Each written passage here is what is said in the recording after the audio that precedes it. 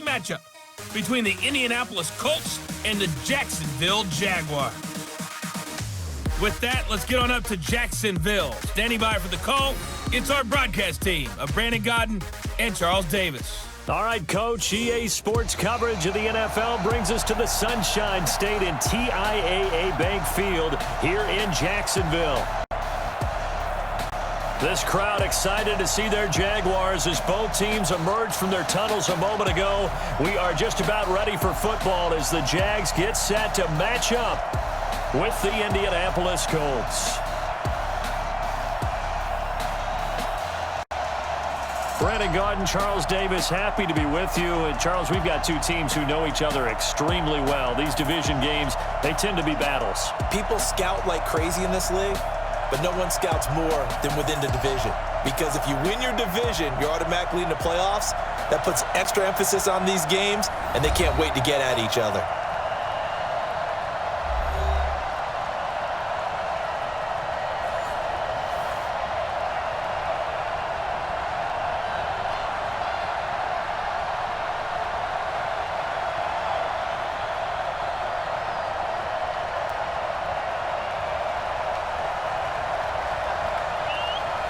Here's the punter, Rigoberto Sanchez, on to get us started. And off we go from Jacksonville. This will be taken in at the 1.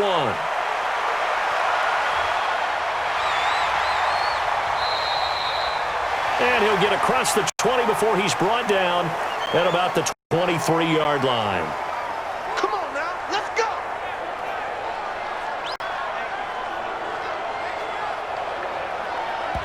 So here's the first drive now for the Jags.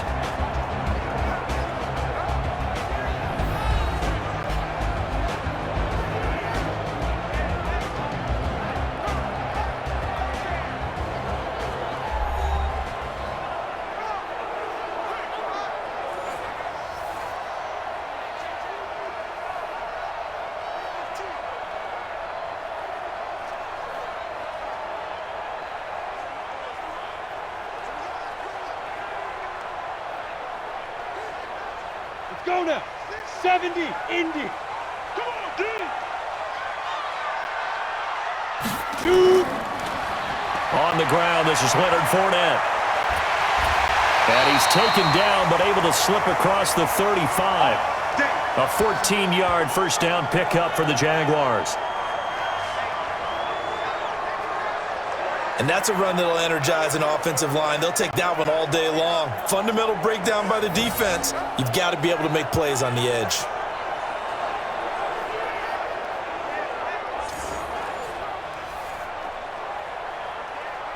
Line of scrimmage, the 37 on 1st and 10.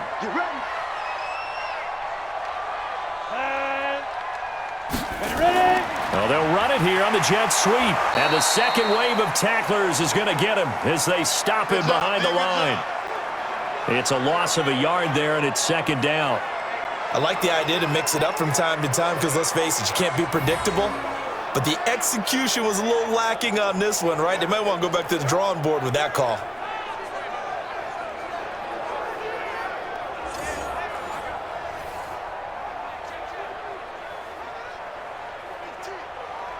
Set, ready? 18 Gator. Mike 50. Not today, you are. Not today. Set. On second down, here's Fournette. They find some open field here. They get 11 back on that one. It leads to third down. So from second and long, now we go to third and very manageable. Yeah, they love that phrase, don't they? Because as an offensive coordinator, you can keep people a little bit off balance in guessing because you don't have to throw it. You can come back with a strong run game if you want to. And if you're in 4-down territory, that really opens things up for you. Here's Minshew. Into the hands of his tight end, Jeff Swain. He will have the first down as he's brought down up near midfield. A third down gain of 3 yards, and that'll be enough. That throw's not going to get them a whole lot, but that really didn't matter, did it? They got what they needed on that throw. Picked up the first down, and I'm going cliche here. Game of inches, partner. Absolutely. And you talked to me a lot about opening drives, how key those are to set the tone. You kept the drive alive. Third down conversion here is big. Set. 18, Gator. Minshew, 1st and 10. He'll let this go for the end zone. And that is caught. Touchdown, Jacksonville. Keelan Cole, 51 yards. As his guys are able to strike first here in this opening quarter. He put quite a bit of air underneath that touchdown pass. Of course, we knew that he had the strong arm. That part was easy. You could see that throughout his college career. But what you want to know about a rookie is when the pressure's on, can you throw with touch? He just did right there. And, boy, it was pretty. Josh Lambo now for the point after.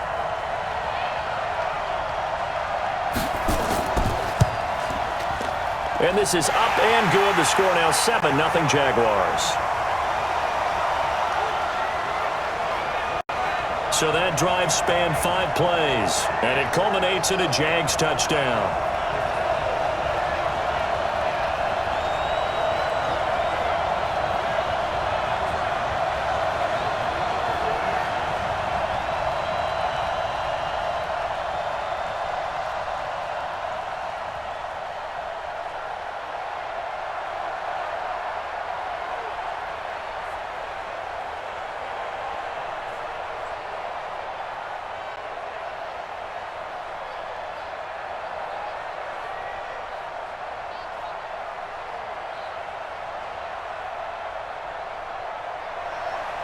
And Lambo now, after the touchdown, he'll kick this one away. That'll be taken in the end zone. And he'll elect not to return this one, so they'll bring it out to the 25 on the touchback. So now the Colts will get their first opportunity with a football. They'll be led out by their quarterback, a product of NC State. It's Jacoby Brissett.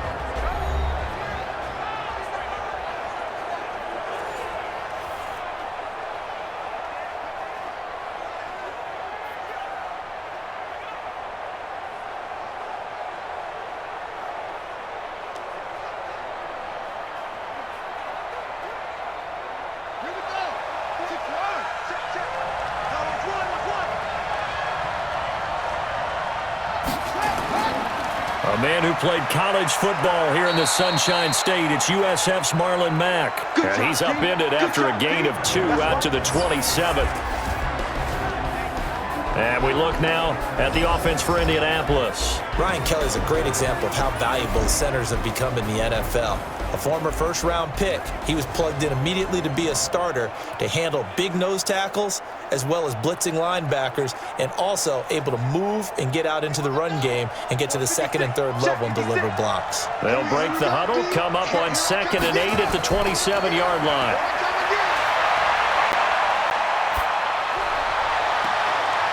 Going for Hilton, and it's intercepted. Picked off at the 49.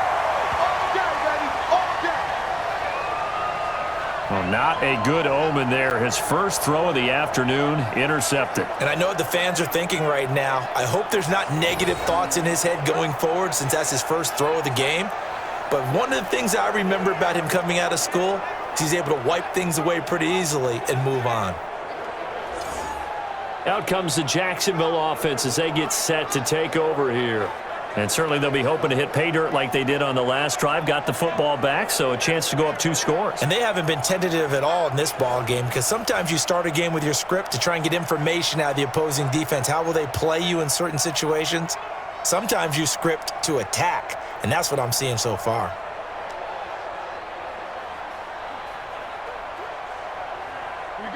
Good starting field position for them here as they come up 1st and 10, just shy of midfield at the 49. Minshew sets to throw, almost able to intercept it. That's one he would have liked to have held on to on this first drive. Instead, 2nd down. And the offensive unit now for the Jaguars. Yeah, I feel a little bad here because we missed out talking about these guys on the opening drive because they were in the end zone before we had a chance to even say anything. But let's keep an eye on these wideouts. QB already has 1 touchdown pass. You know he's looking for a few more before this one's over. Those wideouts will get plenty of opportunities to try and score again. Now Leonard Fournette. And forget about finding a lane. He barely had time to look up before he was planted in the backfield. They'll wind up losing 3. And now it's 3rd down. Came out in a power set, but that only served to put more men in the box. And guess what? If you're going to do that, you've got to win up front, right? Your offensive guys have got to beat the defenders. They lost all leverage on that play.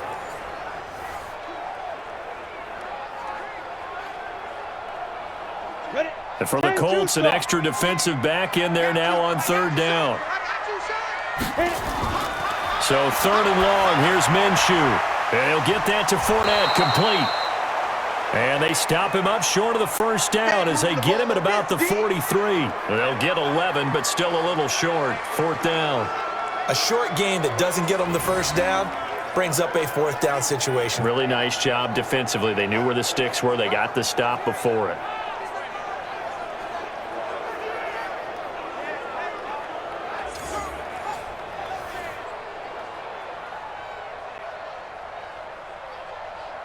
This is Josh Lambo. He hit from 57 a year ago. They spot it on the midfield stripe, so it is a 60-yard attempt here. That's on target, but it's no good. He had it on line, but it came up just shy of the crossbar, and this score will stay right where it is. Well, he's got a big leg, and when everything comes together, he can certainly hit from long range, but this one's going to come up just a little bit short. A very good effort, though. And now Indianapolis set to take the field. They had the interception last time. It led to the opening touchdown. So now 7-0 the score as they start 1st and 10.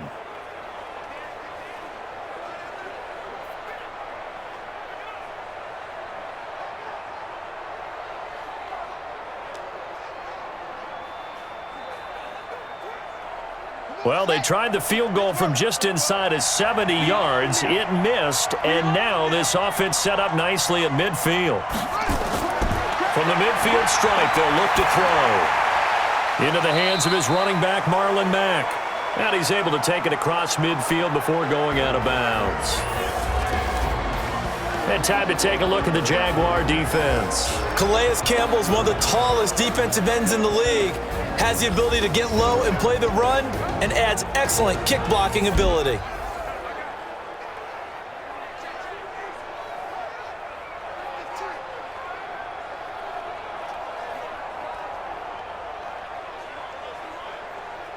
Four yards on that last completion, so that sets up 2nd and 6.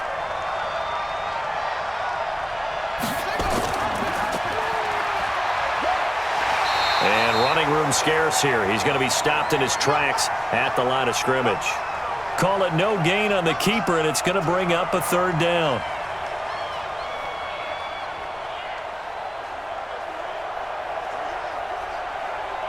And the Jags with 5 in the secondary now on 3rd down.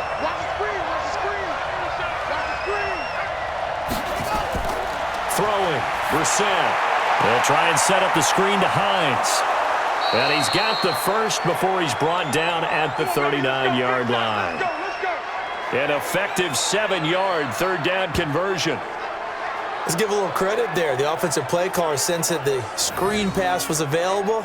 Whenever you're getting a lot of heavy pressure towards your quarterback, that's when you're thinking about running the screen and using that pressure against the defense. And it worked very well there for a 1st down.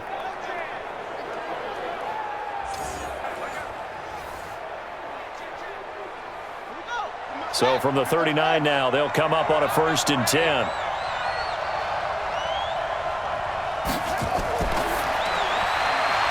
Funches has it complete. And this one's going to go the wrong way, losing yardage back at the 42. That'll set them back with a loss of 3 on the play. And it'll bring up a 2nd and 13. And never good on a pass completion there to go the wrong way, lost yardage. No, for some reason it seems to work better when you throw it downfield or you can move the ball downfield running it that way, doesn't it? But in this case, if you're the defensive guys, you're energized, executed well, and you caused a lost yardage play. That's going to feel good and look great in film.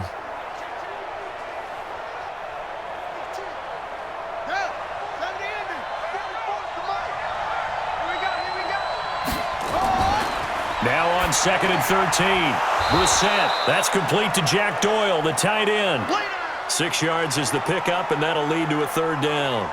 Well, this is how you shake the thoughts of that interception on the last drive. You come out and start this one 4 for 4. And watching him throw it around with that type of confidence reminds me of a guy I played with way back when who told me, I don't care if I throw 10 interceptions in a row, I'm going to stay confident, keep flinging it. I just figured there's something wrong with the football.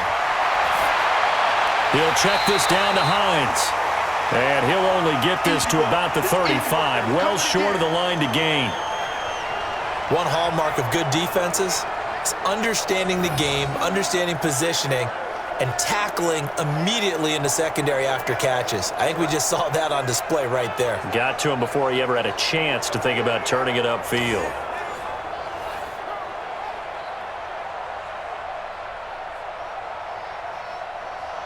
So with 4th down coming up, here's Adam Vinatieri now for the Colts field goal.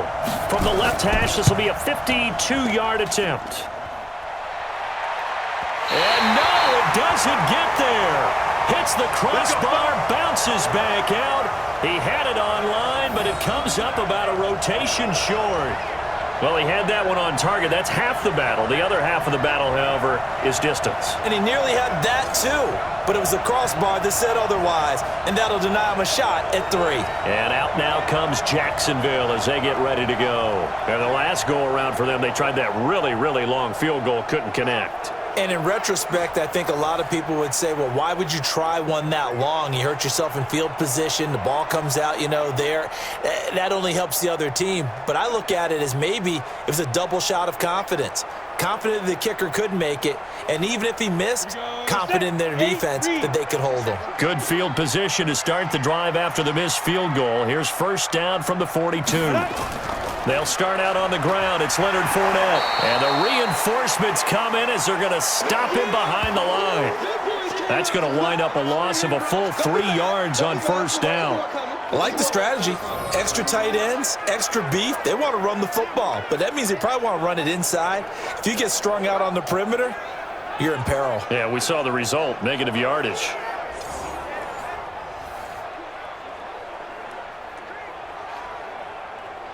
A 3-yard loss to start the drive. They'll look to make that up and then some on 2nd and 13. On 2nd down, Minshew. And that is incomplete. D.D. Westbrook, his intended receiver. 3rd down here. And now a look at the defense for the Colts. Justin Houston is truly one of the elite pass rushers in the league. Knows how to get to the quarterback with a variety of moves.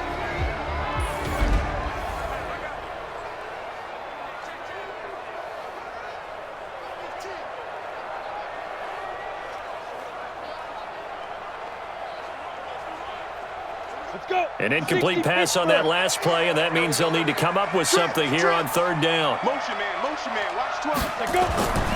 Out of the gun is Minshew. Looking long for Westbrook. Got a man, it's caught inside the 10. They're able to convert on 3rd down, and that sets up a 1st and goal. That pass was heavily defended on 3rd down, but you know what? He's one of the best in the league at body control, and he showed you why there. So what that tells you is that the guy throwing the football understands his guys, doesn't he? Give them a chance, put it up there, and realize that even in a battle, they're more than likely to come down with the football.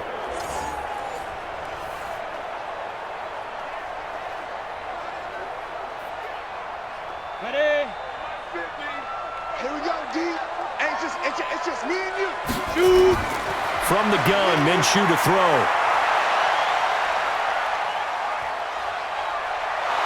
And he held on to it too long. A coverage sack. Down he goes. Grover Stewart breaking through to get him to the ground. It's a loss of 7. Well, there's still time to rectify this situation because the silver lining, they took a sack on 1st and goal. But that close to the goal line, that still definitely hurts.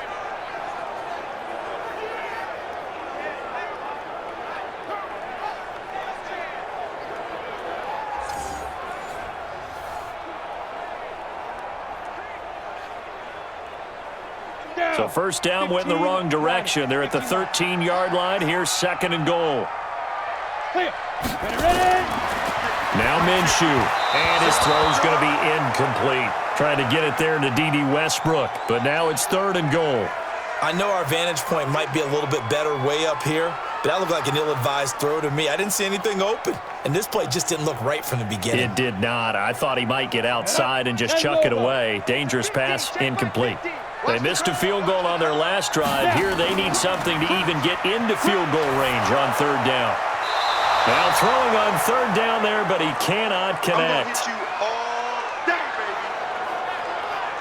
Well, it's been a tough go for them. These guys have been driving down the field, but defensively, once they got their backs to the goal line, turned up the pressure, that's going to lead to a 4th down. Well played.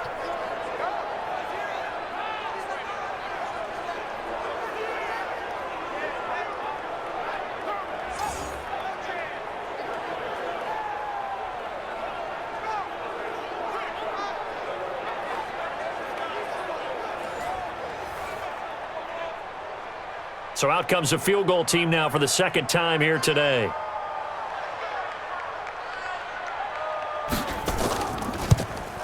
And Lambo will put this one through, and that will make it 10-0 here in the 1st. So he gets an early chance to redeem himself, and he's able to put that one through. And how happy is he that he's able to get that 2nd chance so quickly after the first miss, gets his confidence back up, and who knows, they may need him for an even bigger kick later in the game.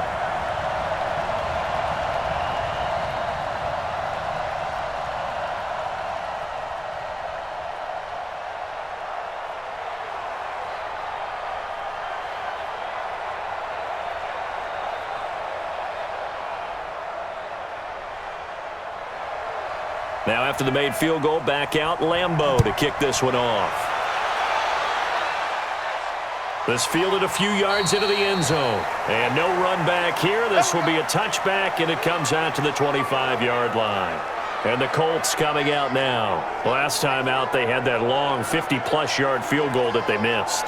And I'm sure on their sideline they're thinking to themselves, okay, do we still want to try one if we're in that position again? And I would dare say that the answer would be yes. They're going to have a lot of confidence in their kicker. But just to be on the safe side, I'm sure they told their offensive guys, can we get a little bit closer this time? Yeah, get a little closer. Yeah, you know, I'd rather get in the end zone first and foremost. But if all else fails, less of a field goal attempt for him. Let's put him on the buses. Let's put that team on the bus. Nyheim Hines, his first carry. And he's going to be dropped following a pickup of 7 past the 30 to the 32.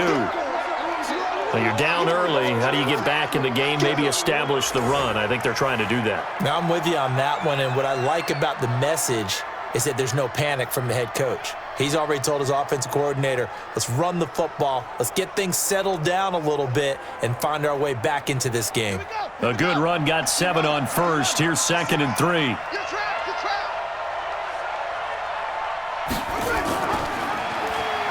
And an alley to run. And they get him down, but not before he takes it across the 40-yard line. Indianapolis moving the chains there on a gain of 12.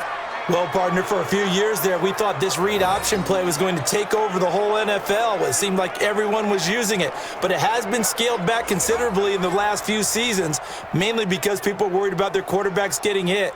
But when you called it the right time and you use it properly, you see the type of gains you can get. A nice chunk of yardage there by the quarterback. Brissett now. Got it complete to Rodgers. A good pickup there. 8 yards on the first down completion. We've seen quite a bit of the short passing game here early on first quarter, haven't we? We have, and I think it works a couple of ways for this team because, number one, you throw the short game until they stop it. And if they're not going to stop it, you keep throwing it, and occasionally you'll break a tackle and turn into a bigger gain. Also, if they start to creep up, start to pressure receivers, now you go over the top, take it deep, and now you get some of those big shots downfield. And he is going to be stopped cold behind the line of scrimmage. That backs him up 1 yard and brings up 3rd down. Plays like we just saw there. That's why they're up right now. And the defense, they're doing their job. Yeah, it starts with the guys up front. So when you talk with GMs who are putting together a team, a lot of them say we're going to build from the inside out because if you control the line of scrimmage, you control the rest of the ball game, and that's what we're seeing here. They're actually playing in the offense's backfield, not necessarily just playing at the line of scrimmage. Let's go, defense. Let's get out the field, defense. Brissett on 3rd and 2. And that will be incomplete.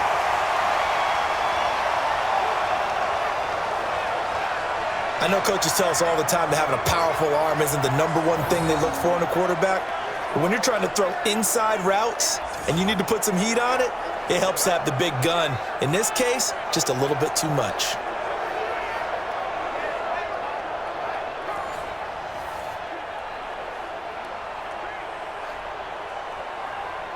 Out is Rigoberto Sanchez on 4th down to punt this thing.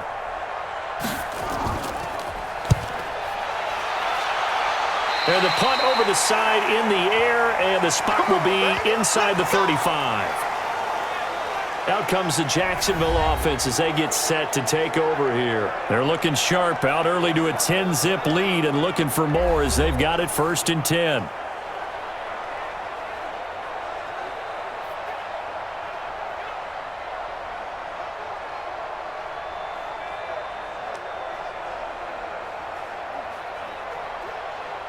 From the 32 now, here's 1st and 10. Now Minshew on 1st and 10. He's going to loft one deep left side here. And that will be incomplete. Would have been a big hitter if they had connected. Instead, it's 2nd down. And that's one he's got to be happy to have back. There wasn't a hole open in the zone. You'd have to think on early downs like that 1st down there, need to be a little bit more careful. Yeah, fortunately for him, got a couple more downs to play with. Here's 2nd and 10 now from about the 32. On 2nd and 10, it's Minshew. And that will be incomplete. Tried to dial up the long one way out there, but it'll be 3rd down. Well, it certainly appears that they're going to try and keep getting him the football. That's the 3rd time they've looked in his direction. Unfortunately, haven't completed one yet, but I'm not sure they're going to shy away from him. They feel like they've got something there, and they want to capitalize on it. I think you're right. We're only in the 1st quarter, so a lot of opportunities ahead. Minshew throwing on 3rd down. Open is Swaim, the tight end. The completion there winds up a wash, and it'll bring up 4th down.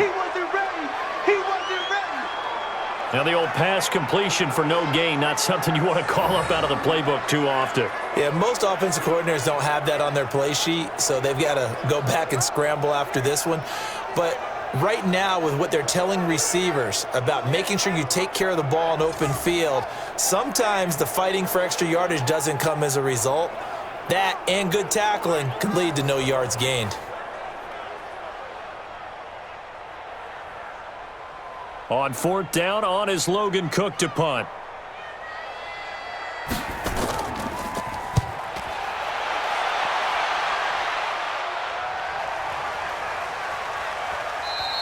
And he couldn't get it to check up. That kicks all the way into the end zone for a touchback. Here comes the Indianapolis offense now as they get set to take over. They'll look to get something started. They need to, down 10-0 early as they've got it 1st and 10.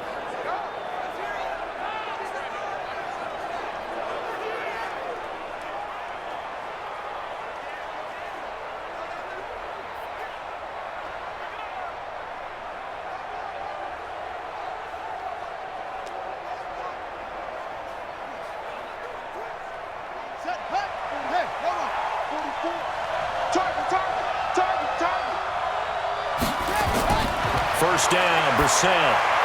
Throwing middle, but it's incomplete. Eric Ebron, the big tight end, is intended target, but it'll be 2nd down. He shook his head right when he released that throw. He knew it was going to be a little off target. Yeah, the excitement got him on that one. Wasn't able to control the fact the receiver was open, and it would have been an easy throw. After the incompletion, here's 2nd and 10 from the 20. To throw, Brissett. That's complete to Hines out of the backfield. And we see another pitch and catch there to the running back. This position just continues to evolve. They become just as critical to the passing attack as a lot of receivers, tight ends, because their ability to make people miss in the open field can really generate big plays for an offense. 2nd down pass play got him 8 yards. Now they've got a 3rd and a couple remaining. Here's Brissett. And he hits his tight end, Ebron. And able to get this one across the 45 before he's brought down. First catch for him on the afternoon, and it results in a first down. And after that completion, you can understand why so many teams in the league are emphasizing speed on defense at every position. The tight ends have created so many tough matchups now. If you can't run with a tight end as a linebacker, this is going to be the result every time.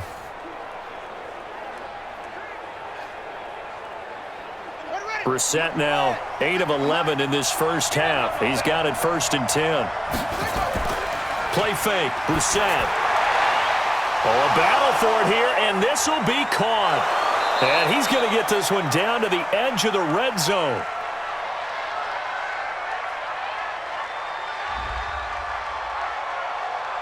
So because of the yards after the catch, they'll wisely decline the PI. Yeah, since it was pass interference, they would have gotten the yardage at the spot of the foul. But as you correctly noted, a little bit of run after catch for them. That extra yardage made it easy to decline the penalty. So a big play as it gets them all the way down to the 20 now for 1st and 10. Play action now, Brissett. And his throw is going to be incomplete. T.Y. Hilton, the intended receiver. And it's 2nd down. Had an open man that time, but ended up putting a little too much heat on it, don't you think, partner? Absolutely. Just needed a touch more air under it. Instead, he fired an absolute bullet. After the incompletion, here's 2nd and 10 from the 20.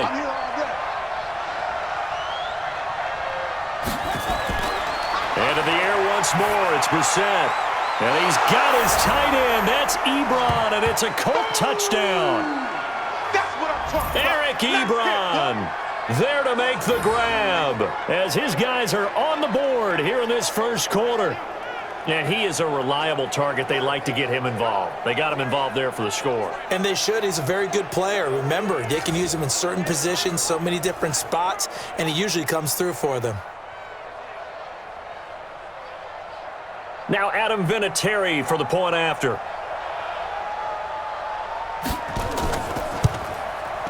And they're back within a field goal. It's 10-7 now. That time a 6-play drive. And the result for the Colts is a touchdown.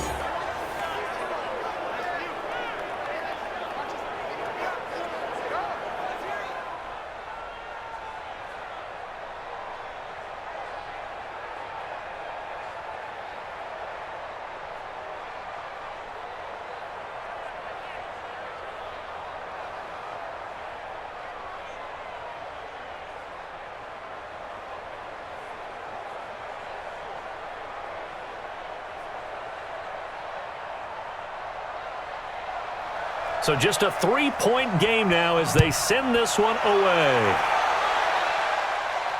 This one taken from the 7. And it's a pretty good return here as he'll get it up to the 29-yard line. Let's go, boys. Bring it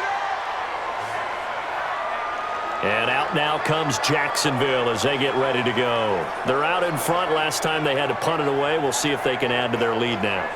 They don't want to go out and punt it away again. This team now wants to get a cushion, put people away. They want to run their offense and have it end up in the end zone.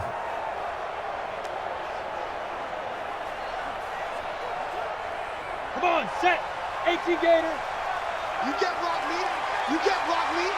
You get rock me. They begin with a run by Fournette. And able to stay on his feet past the 30 to about the 33-yard line. And give him 4 yards there. It'll be 2nd and 6. One thing to keep in mind, partner, especially in the second half, when you've got a running back of this size, of these dimensions, I can just tell you, attrition does set in for a defense because you're excited about hitting him in the first half. Maybe not so much in the second half, and some of these shorter gains turn into bigger runs later. And he'll get it out near the 40 to the 39. 6 yards the pickup, and that's a first down.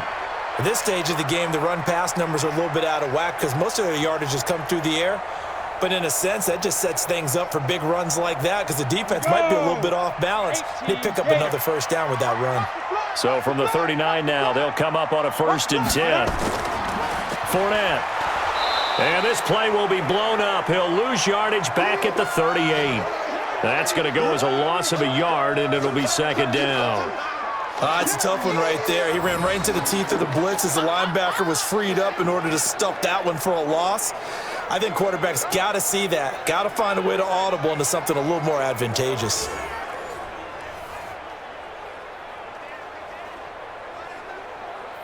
Ready, break. Let's go, D. Big series right here. We got to step it up. On second and 11 now. Minshew. He's got the hook up with Conley. And he is brought down, but not before reaching the 30. The previous play, they barely got back to the line of scrimmage. Now they pick up over 30 yards. I know we love our jobs, and pretty much any play we see, we're pretty, excited about. But big plays, let's face it, that's what we absolutely live for. How about that one? That was great, and what our camera missed was the fist pump from the sideline after that catch. They're fired out. That's a big gain. So the big play has them all the way down to the 30 now for 1st and 10. Minshew, 1st and 10, and this is going to be incomplete.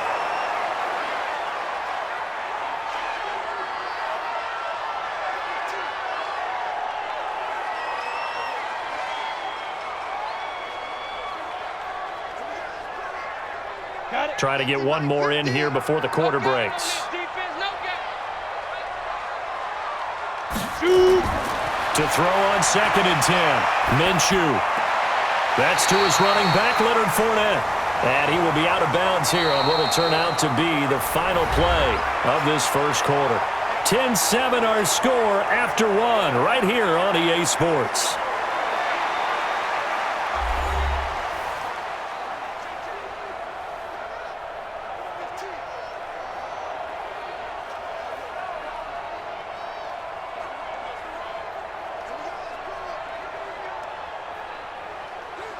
The Jaguars on 3rd down. 2 for 5 to this point. This is 3rd and 8. Again, Minshew looking to throw. And that is incomplete.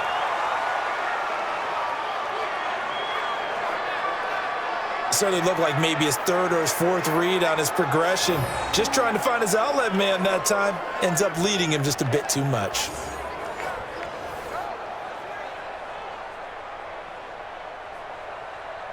So on 4th down, Jags kicker Josh Lambo comes on.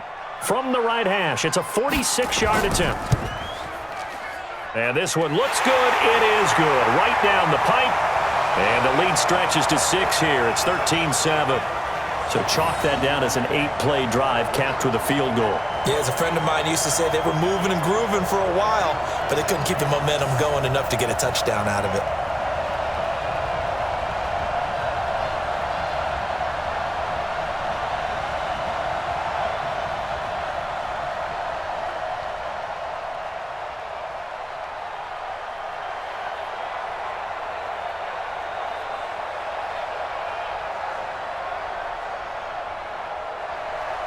Now after the made field goal, back out Lambo to kick this one off.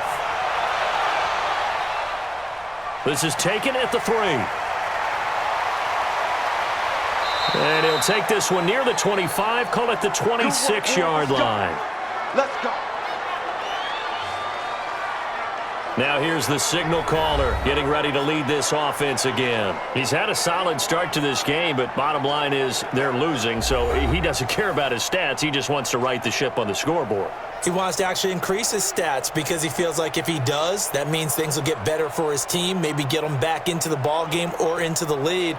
In these situations, I remember playing with a quarterback once where he actually ran out onto the field first ahead of everyone else just to say, guys, let's go. Try and create that energy, create that spark. Well, so far he has 1 touchdown, 1 interception. He'll be looking for that 2nd touchdown now. Here's a run on 1st down that won't even get back to the line of scrimmage. He will lose a yard, 2nd and 11. Another example right there how this defense really is winning the entire game at the point of attack. Yeah, right there at the line of scrimmage because they are dominating it. It allows their interior guys to get upfield and spill into the backfield. So how are you going to combat that? You know, people say bring in your tight end, keep him in. Your running backs, they have to step forward. Bottom line, your offensive line has to block them first to give yourself a chance.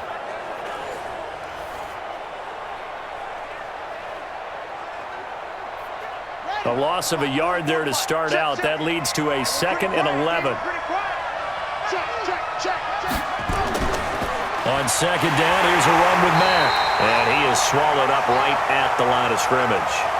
No gain on that one as it brings up a 3rd and 10. Perfectly designed blitz right there. They took that one from the grease board to the field because they were able to free up their linebacker to get into the backfield and spill the play.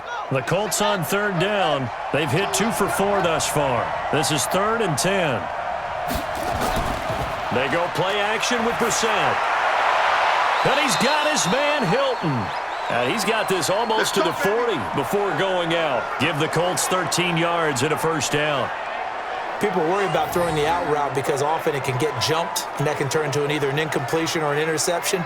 But not on that one. Everything came together, and he catches it and goes over the sideline.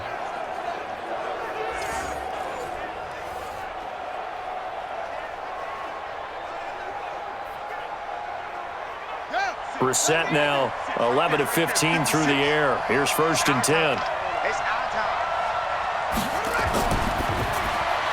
Quick throw here to Hilton. 5 yards on the catch there. Brings up 2nd down. Never make the mistake that the slot receivers, especially the little guys like we're watching here, are just quicker than fast. A lot of them combine quickness and speed, and they catch a lot of footballs as we just saw there.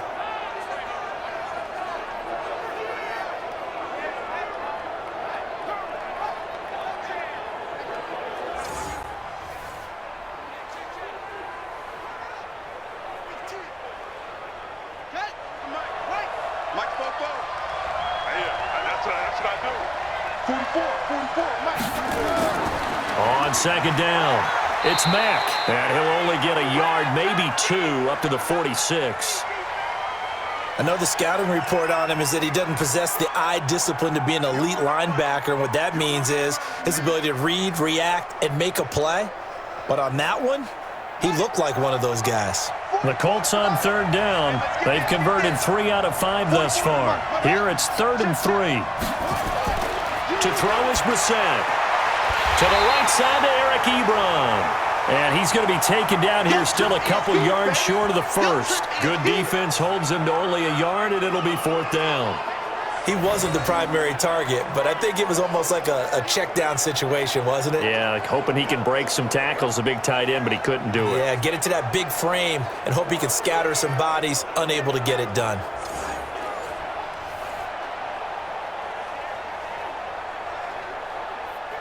Now here's Rigoberto Sanchez as he'll punt it away for the 2nd time. And the kick's away as he angles this one for the sideline. And no return possible here as they angle this one out of bounds. Leonard Fournette making his way back out there. He's been good. His guys are winning. So far, the recipe working here in the 2nd quarter.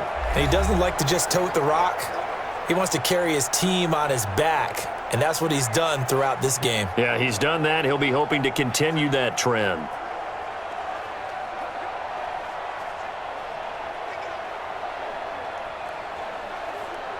Here we go. Set. 10-2 stop. 50. Oh, here we go. Now. Fournette, a 1st down carry.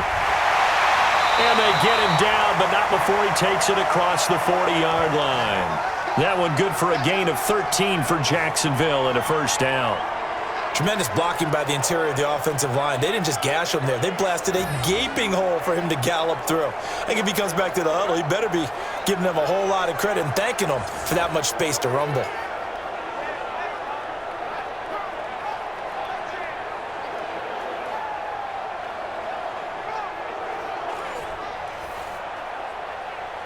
On the ready. 50's the mark.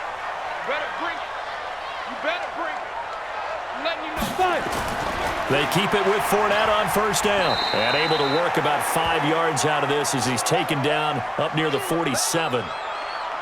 Despite the blitz, they're still able to pick up a nice solid gain. The disadvantage of blitzing often alters the normal spacing and run fits and leaves creases like they were able to exploit right there. Go. After the pickup of 5, here's 2nd and 5. Set the tone, defense. Set the tone, defense. Keep grip. Keep grip. call it no gain on the dump-off, and it's third down. Well, the stats that matter on this play don't help a team very much unless, of course, you're playing defense. If you're getting points per reception, you got a reception, but no yardage. Great job by the defense, though. They read through that one. They read through it, gave up no yardage, and people got credit for tackles. Pretty good deal. Here's Minshew. That's out to his running back, Fournette. And he's taken down at the 43, but not before picking up the first. Got what they needed there. The drive continues with a 9-yard pickup. Everyone's got to be able to catch the football. Doesn't matter what position you play, but if you're on offense, be aware a ball may come your way.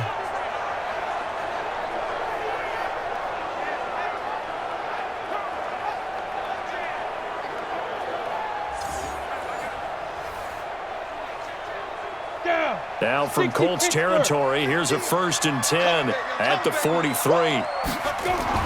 Throwing on first down is Minshew. Into the hands of his tight end, Jeff Swain. And they move this all the way down to the 9. It's a gain of 34. We always talk about the guy who paid off the play, don't we? A guy who caught it or ran it. But how about the elements that go into making a big play? This one in particular, able to scan the field, pocket held up nicely. What a terrific job by the offensive line. The route well run, and the football right on the money.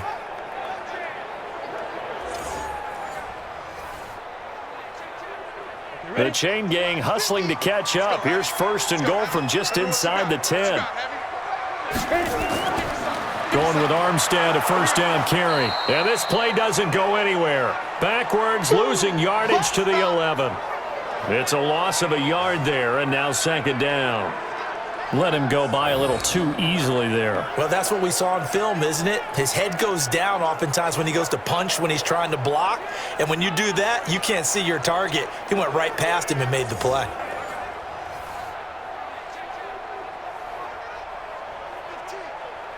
So they get pushed back to the 11, and here's 2nd and goal. On 2nd down, Minshew. This will be caught just inside the 10. 5 yards that time on the completion, and now it's 3rd and goal. And, partner, I think that was a great example that not all tight ends are created equal because everything was right. Got the completion, but he's not one of the more dynamic guys in the league. So even though he caught it, couldn't turn it into much more.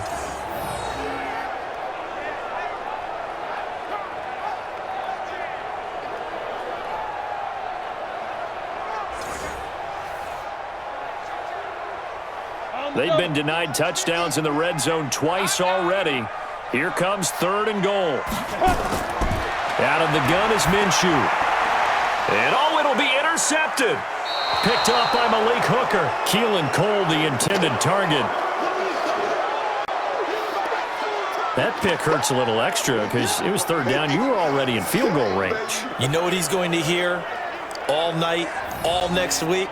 Situational football. Understand what's going on because you expressed it perfectly. 3 points were in their hip pocket. They had those. Now, those went by the wayside. You cannot make those kind of mistakes. It's what you call a rookie mistake. There he is, the man taking the snaps under center, heading out for the next possession. He's doing his job, but the bottom line, they're losing. They've got a deficit to make up here, and he knows it. And quarterbacks who last in this league learn that lesson really early. You may have had a great stat line and felt pretty good about how you played, but if your team didn't win, it almost doesn't matter. And right now, he's adopted that attitude. How do I get better? How does my team get better? How do we find a way to win the game? No, he's hoping to lead his team to a successful drive. On the ground, it's Mack. And the running lane's non-existent in this first half as they'll stop him behind the line. It'll be a loss of a yard, and that'll bring up a 2nd and 11.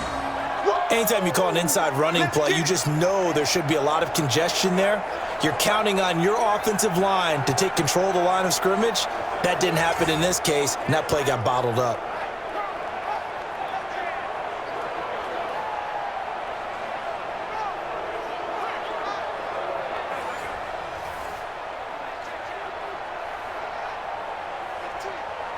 After the loss to start out, here's 2nd and 11. Brissett sets to throw it. Rodgers brings it in. And he's got it past the 30 before he's hit and dropped. A 14-yard gain for Indianapolis and also moved the sticks. I know many people like to throw to the tight end, maybe in a little flexed out position because he creates mismatches with his size. But slot receivers do the same thing with their quickness, their speed, and their route running savvy. Brissett on first down. Ebron with it over the middle. And they get him down, but not before he takes it across the 40-yard line. That's good for an Indianapolis first down on a gain of 10. I got a kick out of that one, partner. You and I talk often about trying to hide receivers in certain situations, but a guy of his size can't really hide him. But the tight end drag route, definitely an effective way to sneak him across the formation for an easy completion and a first down. And now a throw on first down there, but it's incomplete. By the way, I got to apologize because I just realized for about the last 4 or 5 plays, I'm eking over into your territory up here in the booth. My bad. I'm going to get back over to my spot. Yeah, we're not talking about our on-air commentary. I mean, what is all this extra paper? I mean, this is unusual for you. My bad. Normally you run a really tight ship. What's going on here? Just like that incomplete pass, I'm going to try to tighten things up here for this next play. And they'll get him down as he's inside the 40. 19 yards there on the catch and run. I like how they work the tight end on a nice little under route there. And if you're going to give him that much space, he's not even going to catch the football. He's going to run away from you a little bit, and that's exactly what he just did there, picking up extra yardage.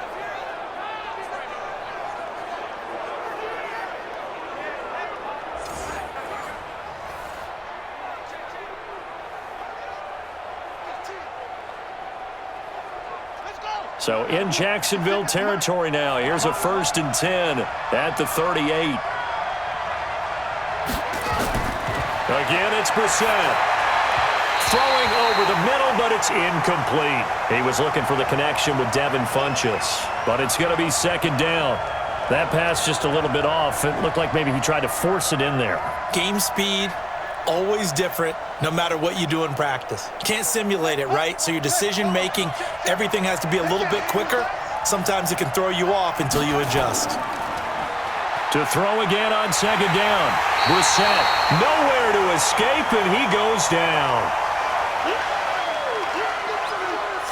But enough takes a start to have a good drive. Quite like a big loss on a sack, does it? Now they're looking at a 3rd and long, and suddenly the momentum shifted to the other side of the football. And old Mo is a very, very fickle man.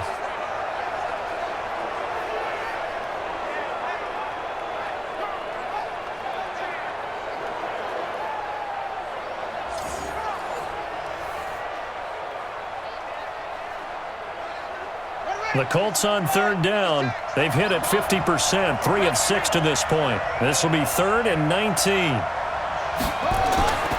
Out of the gun, Brissett.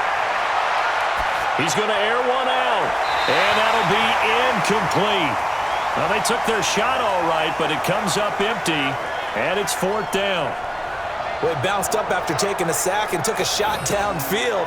I think a lot of us thought maybe he'd run draw in that situation. Instead, tried to get it all back in one play. Yeah, 3rd and long, thought he needed the deep pass, couldn't connect it. Maybe he was hoping for a penalty downfield to give him the yardage they needed. Now here's Rigoberto Sanchez as he's on to punt for Indianapolis. He's been a busy man here in this first half as he gets it away. Come on, fellas. A look at the running back, the man out of the backfield as he gears up to go again. He only has a single solo carry, 1, numero uno, 2nd quarter. They need to get him the ball more, don't they? I'm not the greatest statistician in the world. Yeah, you are. But a back like that with only 1 carry kind of takes me back to college in the classroom.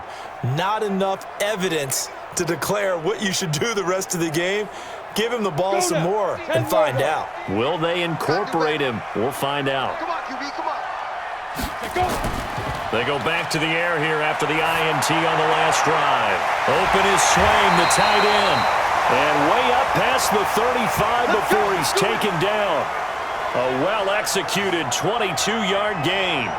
The goal for any offense versus a zone defense, find the holes where guys are available and put the ball on the receiver before any defender can step up and fill it. They did it well there. Perfectly executed crossing route.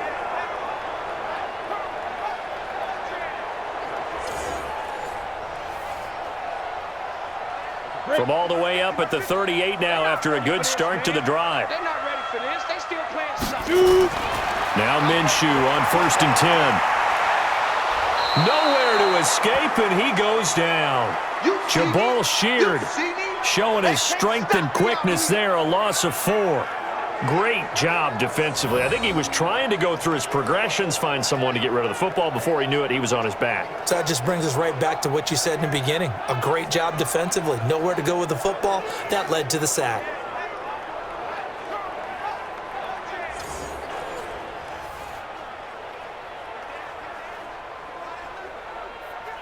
Second and 14 as they've got work to do here after the sack. Here we go. Now they'll try the jet sweep here. 3 yards is the pickup, but it leaves them still needing 11 here on 3rd down. Well, not a big gain with that play, but what they're doing is they're spreading the defense out, probing a little bit, and what they're hoping probably is that later in the game, they can create a matchup that they can exploit for big yardage later. The Jaguars on 3rd down. They've converted 3 times in 8 chances. This is 3rd and 11. Now Minshew. The open man is sharp. It's complete. And they'll get this well past midfield before being stopped just before the 35. That's good for 28 yards. I think it all came together there. In-breaking route, drove it with excellent pace. Money throw right there to move the sticks.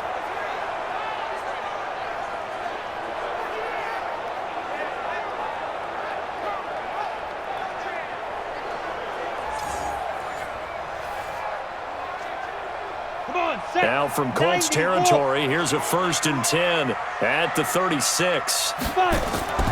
A shotgun give to Fournette. Nothing doing. Barely able to muster a yard to hit the 35. They tried a quick hitter inside, but that one was swallowed up because what they're hoping, those big defensive linemen will take the bait and move laterally and open up a crease that they can run through. Didn't happen on that play. 18 Gator. On 2nd and 9, Minshew over the middle, and it's incomplete. Darius Leonard, the linebacker, able to break that one up. When you see passes knocked down by those guys I call the frustrated fullbacks, the linebackers, you know that in their zone coverage, they were able to drop, see the ball thrown, and react to it very quickly. Got to get to the 26 for a first. This is 3rd down. Minshew throwing on 3rd down. He's got Swain here, his tight end outright. And they'll get him to the ground. He has another 1st down at the Colts' 20-yard line. And now with that completion, he's north of 200 yards here in the 1st half. And he's going to break our statistician Marvin, isn't he? Because Marvin right now is just tallying it up. Hope his hand doesn't hurt too much doing this or keeps hitting the calculator. But my goodness, what a start he is off to. By the end of this game, he could have monster numbers. He just wants to continue to be accurate. Here we go. 30 base. They go back to the ground now with Fournette. And he's going to be met at the line of scrimmage and taken down. No gain on the play. It'll be 2nd down. But we just saw a great example of what we talked about with his coach prior to the game. He's definitely one of the better linebackers at reading a play and flowing to make the stop before it turns into something big. Well, they don't need to run another play here before the 2-minute warning. Let's see if they do it anyway.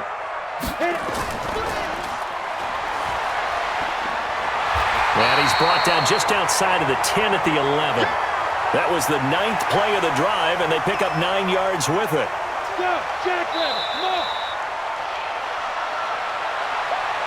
And we've hit the 2-minute mark in this 1st half of action.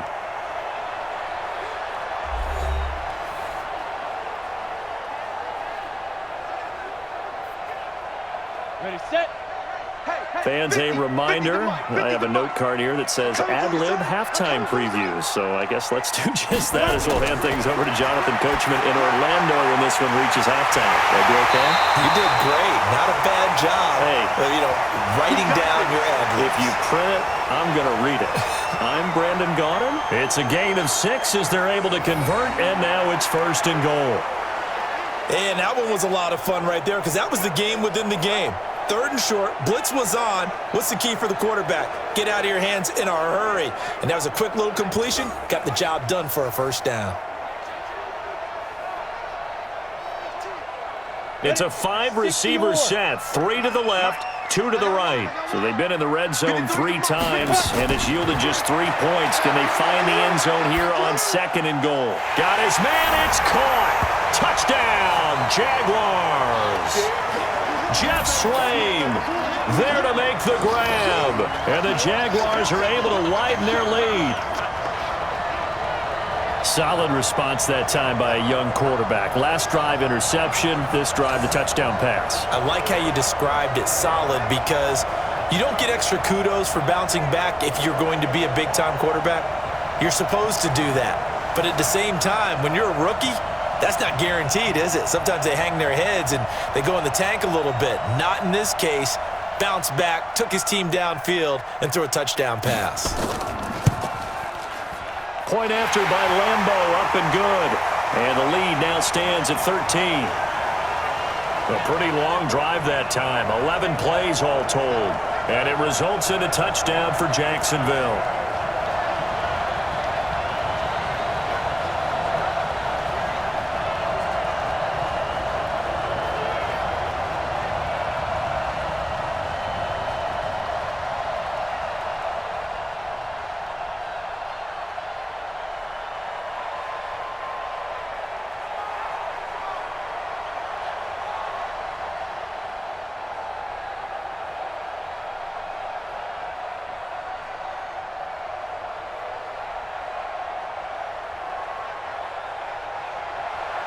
And Lambo now, after the touchdown, he'll kick this one away. This is taken at the 3. And a pretty good return here. He'll be stopped just shy of the 25 at the 24-yard line. Now out comes their leader and the captain of this offense back onto the field. You know, normally he's probably happy with how he's playing. He's playing pretty well, but in the second quarter you look up your team's losing. I don't think any quarterback's satisfied. Not at all, and what they're really seeking is how do I play even better and inspire my teammates to do exactly the same in order for us to get back on top on the scoreboard. That's when you find out you have a quarterback. If they're just satisfied with their stat line, they're not really a leader. Not at all. You just have a guy playing the position. Brissett, short little throw to Ebron. Give him a couple on the catch. It's 2nd and 8. They'd love to just strike back with a touchdown right here, and if it's a long play, so be it. But the main goal, get a couple of first downs, run some plays, run some clock, allow their defense to get a chance to catch their breath, settle down, and relax a little bit after they just gave up a score.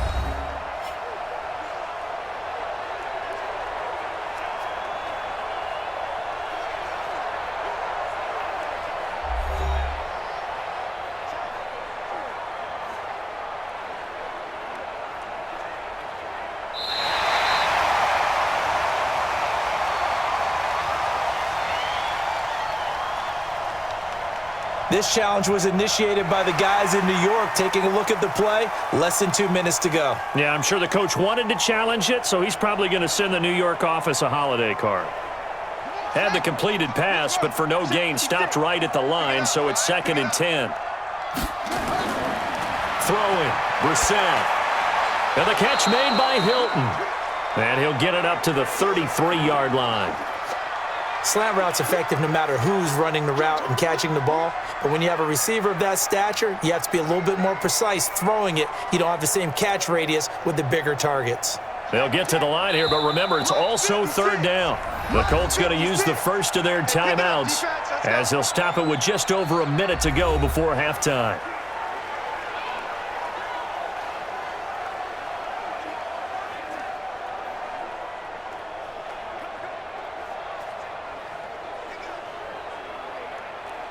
They had the catch on 2nd down, but it didn't help at all, and now they're looking at 3rd down here. To throw, Brissett. And that is incomplete.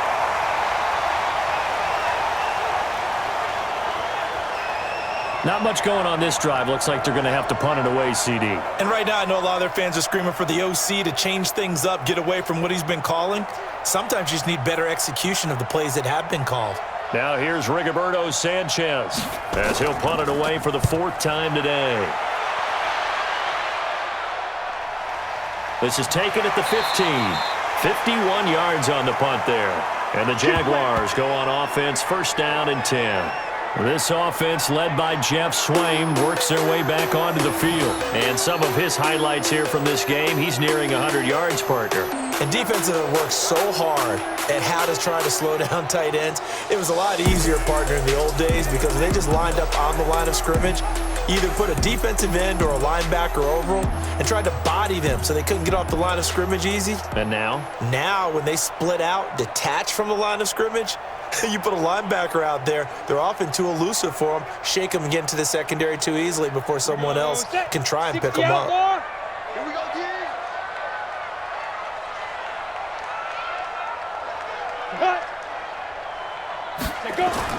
Minshew, first and 10.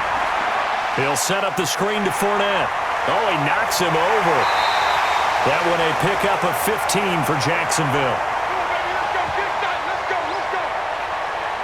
And with that completion, he's now north of 200 yards here in the first half. Boy, a tough start for the secondary defensively. It is, and it's got to put a dent in their confidence. And, you always want to keep that up and feel like you can always bounce back after plays. But with the kind of numbers he's putting up here, it's starting to wear on them a little bit, I think. So they're looking at each other and trying to figure out what defense will work and how can they play better without getting beat deep for big passes.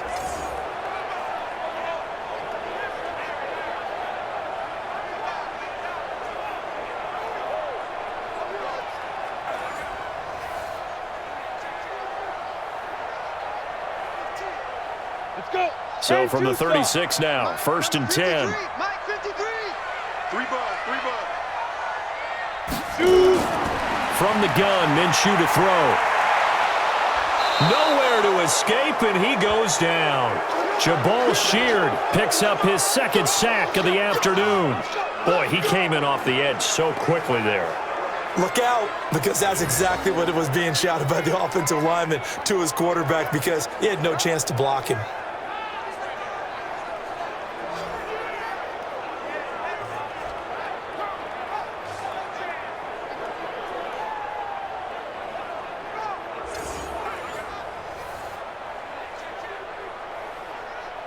Sacks, a growing theme in this first half. This is second and long. They don't want to repeat a first down. They'll keep it on the ground. And he's going to be taken down here as that will lead us to the end of the first half of play. So we've reached the intermission in what right now is a 13-point game. As we send you a couple hours south of here to Orlando, that's where we check in with a coach and our EA Sports Halftime Report. Okay, Brandon, thanks very much, and welcome in everyone to an abbreviated version of the EA Sports Halftime Report. This one has been a hard-hitting affair to this point, and you gotta expect we'll see more of the same in the second half. And to bring the action your way, let's get it right back out to Brandon Gaudin. All right, Coach, thank you, and we welcome everyone back for quarter number 3.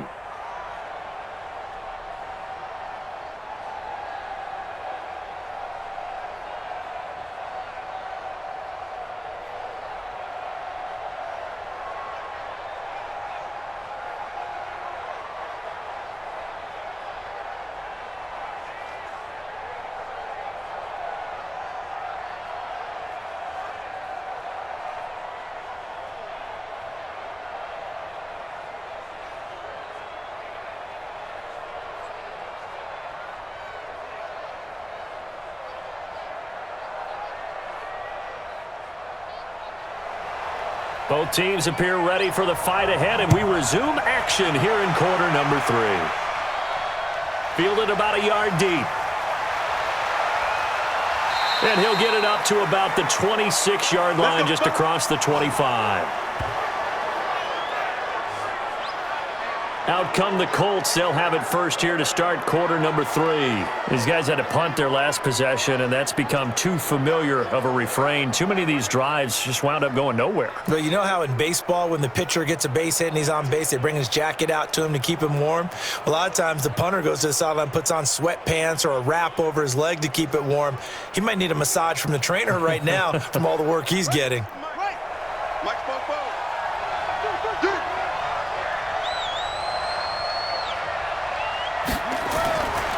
Third quarter starts with a run by Mack.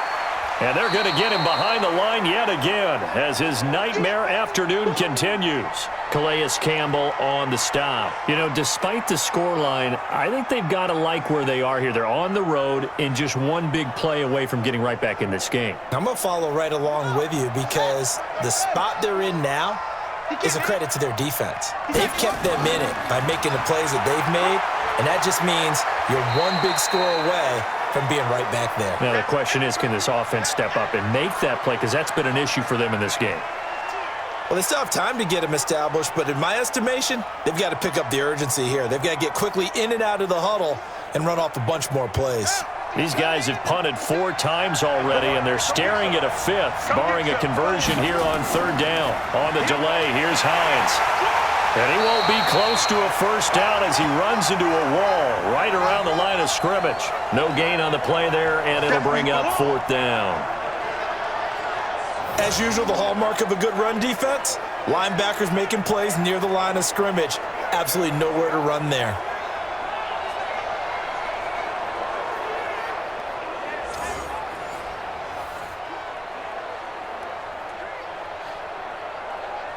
Now here's Rigoberto Sanchez as he's on for the 5th time here today.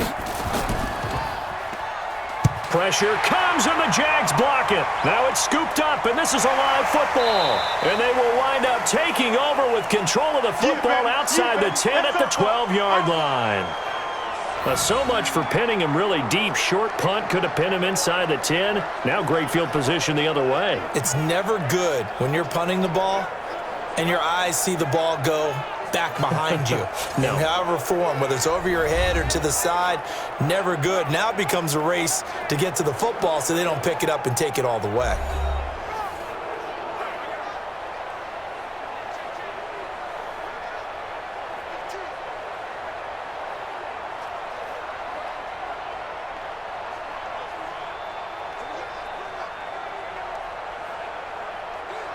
Ready. Hey, we got Mike 50, huh? I smell fear in that offense. Trying to get the run game going. This is Fournette. And he'll be dropped at about the 11 after only a yard. Well, they held him to a short gain on that one, and it almost felt like on that first run, they were trying to just throw the jab at him. So how do you stop a jab? Get closer and smother it, just as they did on that last play. The run only got a yard. Here's 2nd and 9. Double time. Everyone's got 4. They'll run it again with Fournette. And here he'll get it down to the 7. It's a 4-yard pickup there, and it leaves him with 3rd and 5. They're trying to show that they can run the ball and protect this lead. Give it to the backs, play a little bit of keep away, don't you think? And that's probably a good philosophy at this point, going to make that defense stand up and stop them. They had great starting position to begin the drive, but now they look up at a 3rd and 5. Looking to throw it, Minshew. And he'll be brought down by the Colts. Anthony Walker coming in to drop him for a loss of 8, and it also brings up 4th. Well, partner, we know they came out of the locker room down on the scoreboard, but I will guarantee you the defensive side of the ball got super emotional. They can come out and play with aggressiveness, with fury, because they don't have to be quite as precise, and it paid off for them on that play, didn't it? Sure did. Excellent play, really setting the tone for this 3rd quarter.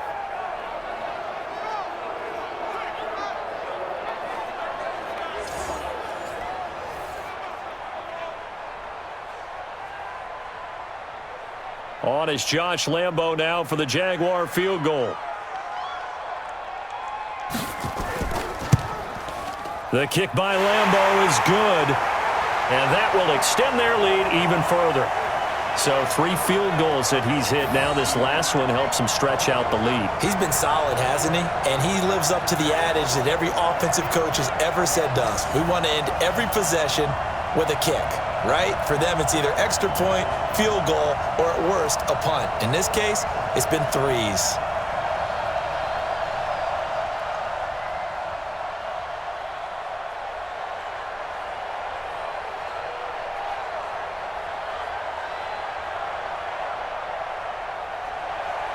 Now after the made field goal, back out Lambo to kick this one off. Fielded about a yard deep. And he's up past the 20 to the 22-yard line. Let's go, boys. Let's go. And now Indianapolis set to take the field.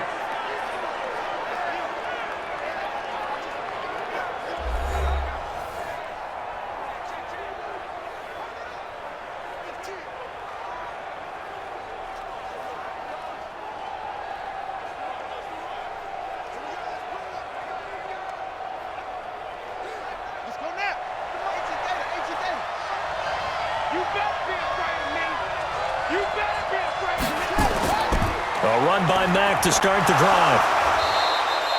Call it a gain of 4 on first, and that'll make it second down.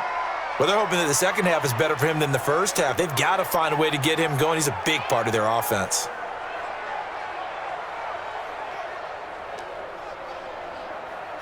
The run got 4. Now they deal with a 2nd and 6. You must be getting tired. Now Brissett looking middle, and it's incomplete. Let's face it, if you want to get back into the game, these are the kind of throws you got to hit. He's wide open right there. Got to be able to get it to him, don't you think? And those are the throws that haven't been available to them every time he's dropped a pass. Yeah, that's a big miss. This offense in desperate need of a conversion as they come up on 3rd down. Draw play. This is Hines. And he will lose yardage here back at the 23-yard line. And a loss of 3 to bring up 4th. But if these guys are going to chop into that deficit, they got to do a much better job in the run game. Caught behind the line of scrimmage, no yardage to be found.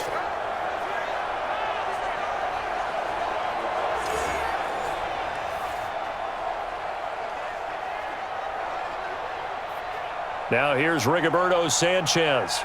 Remember, though, he did have one blocked earlier.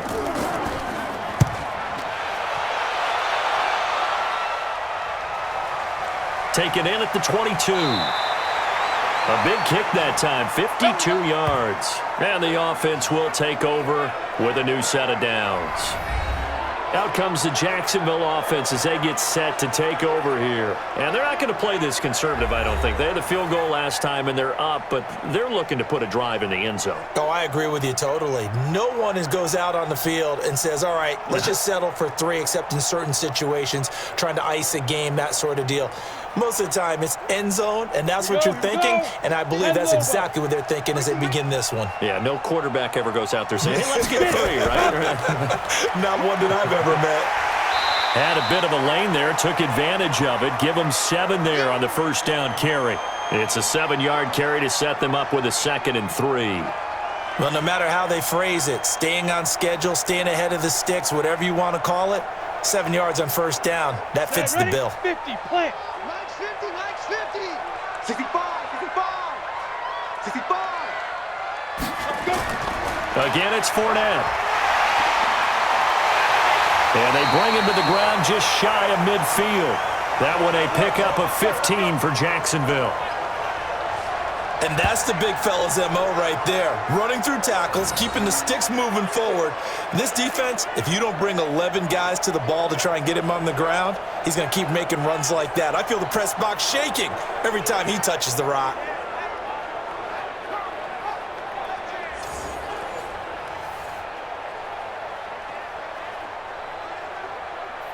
So a good run by Fournette. Now another 1st and 10.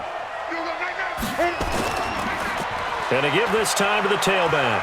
And he's going to take this one across midfield and into Colts territory. It's a pickup of 4, and it'll bring up 2nd down. 3rd quarter, and you've got the lead. You're not ready to go into that 4-minute offense to close the game out, but a running game can really benefit your team right now. Following the pickup of 4, here's 2nd and 6. Fournette on the counter. And he is tackled inside the 40, not quite to the 35. The Jags picking up the first down there, a gain of 12.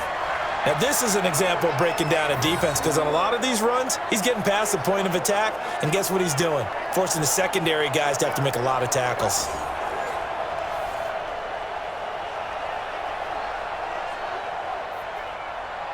So from the 36 now, 1st and 10. From the gun, they go with Armstead. And he'll snag about 5 yards down to the 32. This drive is pretty clear. Almost feels like old school fundamentals, doesn't it? Want to impose their will on the defense. What's that, 5 straight runs? Yeah, 5 straight carries to start this drive. And like you said, the way it's working, they may just stick with it. The first down run got 5. Here's 2nd and 5. Move. Hey, 4 down, 4 down. Fournette running out of the gun. And he's going to get this pretty close to a first down at the Colts 27. Yeah, another good run there. He's been such a big part of their success here this afternoon. And that last carry, it puts him over 100 yards now for the day. 18 Gator. 50. All day, dog. Shoot. They'll try and run for it with Fournette. And he gets the first down here as he's taken down at the 24. It's a first down following a gain of 3. Well, someone's been having a good game so far, and you know something? A lot of it's been power running. They decided to turn him loose again on 3rd down, didn't they? They did indeed. He delivered the tough yards.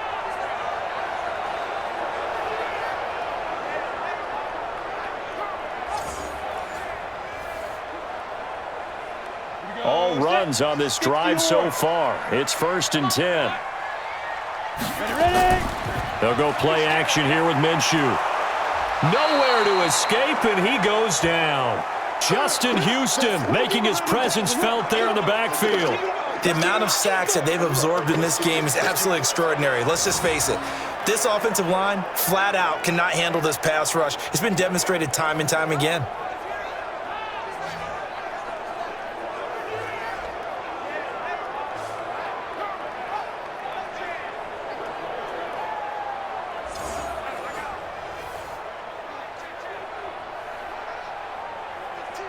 Got to imagine the pass rush will be equally intense here on 2nd down following the sack. It's 2nd and 18. Minshew sets to throw. Under pressure again, and down he goes again. Jabal Sheard getting him once again his 3rd sack of the afternoon. This has been a tough one for this offensive line. It appears almost like they've been on roller skates this entire game, the way they've been pushed around. 6 sacks given up in this one.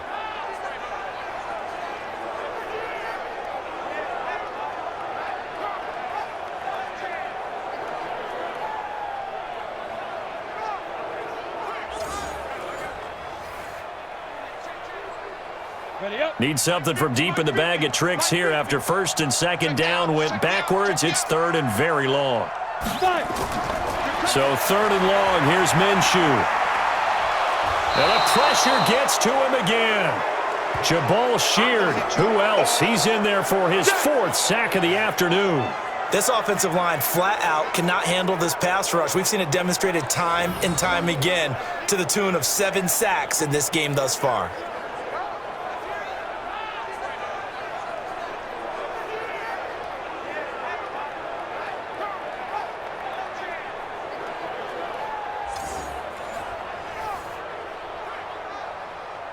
Here's Logan Cook now as he'll kick it away for the 2nd time.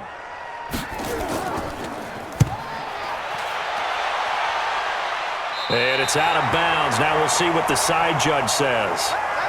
He says out at the 8-yard line. And for an offense that is struggling, this is not where you want to start from. Great punt. Fantastic punt. And for all those who wonder, what do punters do during the course of practice each and every day? The best ones do what we just saw there. Work on positioning the football and helping their team.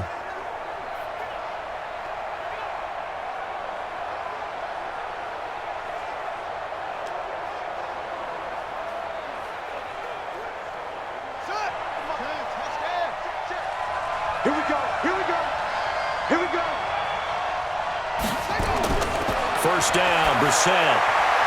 And the coverage terrific there as that's knocked out and incomplete. He was looking for his running back, Nyheim Hines. And that'll bring up 2nd down. It's always a battle. Who's going to win on 1st down, the offense or the defense? Let's face it, if you've got the ball, 4 yards or more on 1st down is what you're aiming for. They tried to throw for it there. Nice effort to knock that one away and bring up 2nd down. On 2nd down now, it's Hines. And he'll find some room to get this up to about the 14. They get 6 here after the incompletion, and it'll leave them with a 3rd and 4. You know what really fires up offensive linemen? When the guy that is carrying the ball behind them can create his own space and break a tackle along the way. These guys have punted 4 times already, and they're staring at a 5th, barring a conversion here on 3rd down. Now a shot taken on 3rd down, but it's going to wind up incomplete. An attempt at a deep ball there. They didn't get it. But, boy, they're going to need a few of those to actually hit in order to get back into this game. Good thing they do have a little bit of time here still left in the contest. Decent-sized deficit, but not one that they can't manage. Now here's Rigoberto Sanchez as he's on to punt for Indianapolis.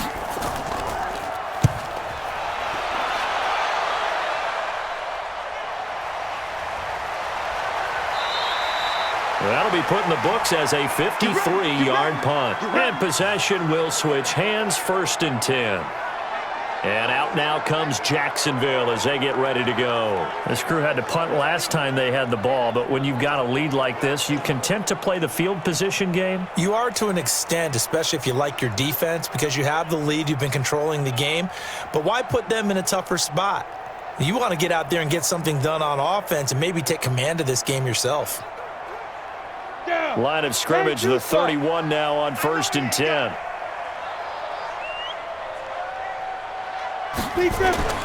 Throwing on 1st down is Minshew. And this one into the hands of DJ Shark. And he'll be taken down, but not before they work it across midfield. 23 yards, the final tally. And with that last play, he's now up over that 300-yard mark. And in today's NFL, it almost feels routine. And I hate that when you talk about a 300-yard passing game. To me, 300 yards still signifies excellence, and he's achieved that in this performance. This quarterback now over 300 yards now for the game, and time to improve on that as he's got a 1st and 10. Here's Minshew toward the center of the field, but it's incomplete. Chris Conley, the intended receiver, and that'll bring up 2nd down. One thing I have learned, receivers don't mind high throws so much to the sideline, but do that over the middle to them, and not only are the DBs going to throw a little verbal trash their way, when they get back to the huddle, they're going to have a few words to say to their QB, aren't they? Yeah, hung out to dry a little bit there on the high throw. Luckily fell incomplete. Throwing again on 2nd and 10. Minshew, 4 yards on the completion, and it sets up a 3rd down.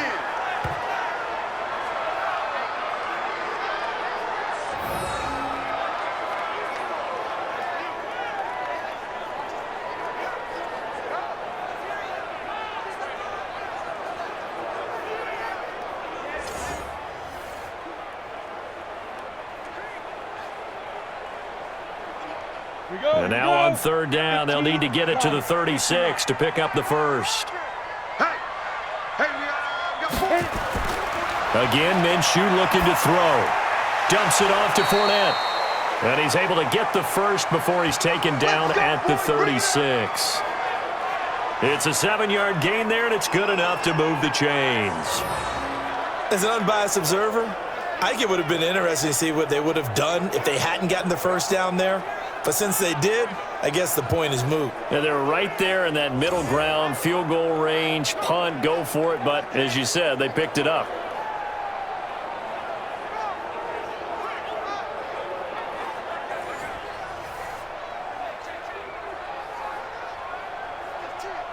Ready? Max 50, Max 50. Get that quarterback. And This is Fournette. And this time not quite to the 30. It'll be down at the 31-yard line. Give him 5 on the carry there, and it'll be 2nd down. I call that play a success. A nice inside run sets up a very manageable 2nd down. A very solid gain on that play. ready? 10 Lobo. Drop deep, drop deep. You got double time. Double time. Put up. Quick pass to the outside, caught by Conley. And he'll go down here right around the 23-yard line. That one, a 1st down pickup of 8. I like watching the wide receiver screen because it's a real teamwork play. Because guess what? The guy catching the ball, he'll get all the credit. But how about the people up to block in front of him, either fellow receivers or offensive linemen? That makes that play a really nice timing play, and sometimes it can break big. On first down, he'll drop to throw. That one complete. He finds Shark. And he'll be brought down inside the 20 at the 19. That throw good for 4. It's second down.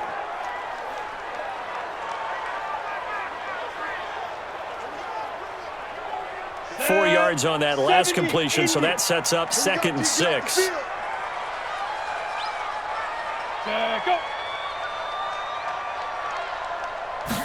Second and 6. Into the hands of his tight end, Jeff Swain. And they corral him just a couple yards shy of the end zone. He has a first down, and that catch will also put him over 100 yards receiving now on the afternoon. And passing yardage-wise, now up over 350 in this game. Pretty nice performance. Definitely that, which usually means you're putting a lot of pressure on guys trying to cover. If you're a defensive back and they put over 350 yards on you, you've had a long day. The key to everything, if you're doing it without throwing interceptions or turning the ball over. Here we go! 90 Wolf! It's our time. It's our time, guys. It's our time. Ready, ready! It'll be Minshew again. And that is caught. Touchdown, Jacksonville. Chris Conley there to make the grab. And the Jaguars are able to widen their lead. There was a lot of zip on that pass, and baseball might have called that a frozen rope. I like it when you bring the diamond into the game. I'm going back to the gridiron. Had some heat on that bad boy. Sometimes you throw a touchdown pass, and sometimes you throw, what, a touchdown strike? There you go. That's my man, in concert.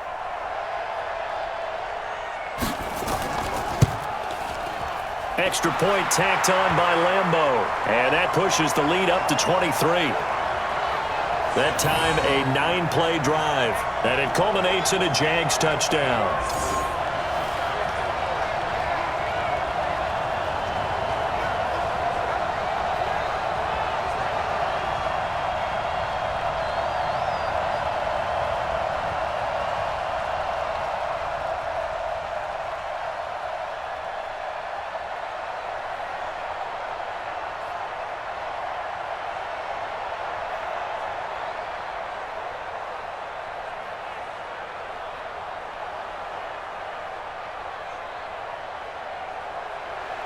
And Lambeau now, after the touchdown, he'll kick this one away.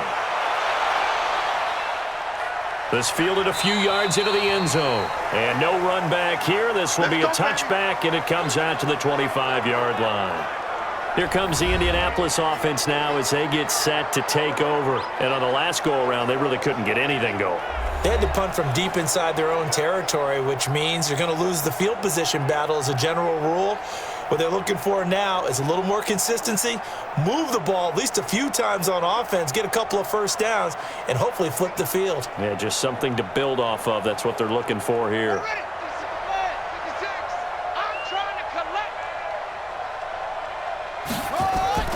They begin the drive with Hines, and not much to speak of. Call it a 1-yard gain up to the 26. Well, it's time for them to be good teammates right here, and what I mean by that is possess the ball for a little while, get at least 2 first downs, give their defense a chance to settle down a little bit after they give up a touchdown. Here's 2nd and 9, just a yard on that last run. They stay on the ground. Again, it's Hines. Only a couple there as he'll be brought down about the 28. Not the start to the drive they were looking for. That run doesn't do much at all. No, not at all, and it leaves them with 3rd and long. And you know, this is the time of game where these drives really, really start to matter. They've got to make some moves. These guys have punted 4 times already, and they're staring at a 5th, barring a conversion here on 3rd down. Brissett, and he's got his man Hilton. And they nearly get this all the way to midfield. Mark him down at the 49. Let's go.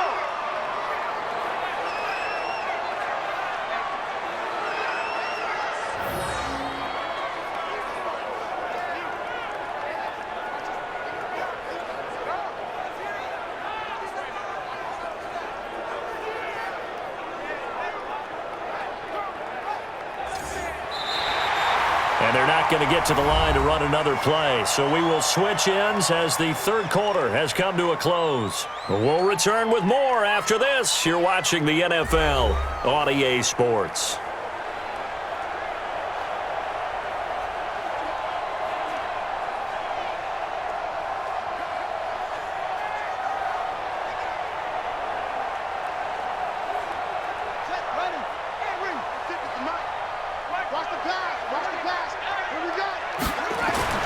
On 1st and 10, Brissett. It's caught by Funchess. And he gets this inside the 35-yard line. Good yardage there for the Colts. 18 and a first down. Defensively here, you've got the cushion, but back-to-back pretty big pass plays there. Bend but don't break, but are they bending too much? I think that they are. To me, it'd be like playing basketball, and you put up a token press. Make sure you get up there and make them eat up some time. Make it a little bit of resistance so they can't just run it right down your throat. Brissett now 5 straight completions here in this second half. 1st and 10. You got nothing. From the gun, here's Brissett. Ebron with it over the middle. And down inside the 15 he goes. Another big gainer that time. This one goes for 19 yards. 5th catch of the game for him there. Yeah, and the tight end position is now becoming a volume pass catcher. It used to be occasional, right? Safety valve. Throw one to him every so often, but mainly they want him out there to block. Nowadays, an integral part of the passing game, and they create such great mismatches that they often become the leading receiver. What we got? What we got? What we got? They'll run on 1st down with Marlon Mack. This will be stopped about 2 yards shy of the marker. 8-yard gain, 2nd and 2. Not too many offenses want to turn down long drives, but when you're down what they are, they've got to pay it off with some points. 8 yards the tally on that 1st down run. Here's 2nd and 2. Here's Brissett. Looking end zone, but it's incomplete. Another wayward pass. You know, things started out poorly in this game, and to be frank, they just really haven't gotten much better. And all that does is embolden a secondary. They feel good about what's going on, and they just play better and better. And there's going to be a stoppage here. The booth wants to take another look at this potential touchdown.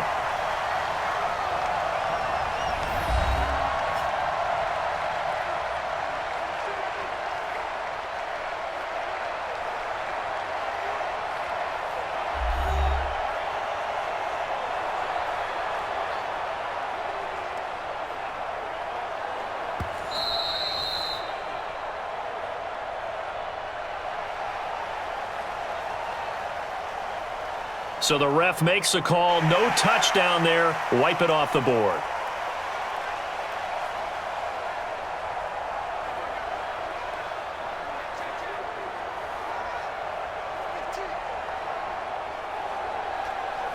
Trying to keep the drive going here. This is play number 7 on 3rd and 2. From the shotgun, it's Brissett, and he'll get into the end zone. Touchdown, Indianapolis. From 6 yards away, and the Colts are able to draw a bit closer. A lot of people might call this backyard football. Sometimes just understanding who you've got out wide and who you're going to throw it to. Give him an opportunity to go up and make a play, even when contested. Looks like that one worked out pretty well. The trust factor in effect. And now they'll empty the backfield here as they elect to go for 2.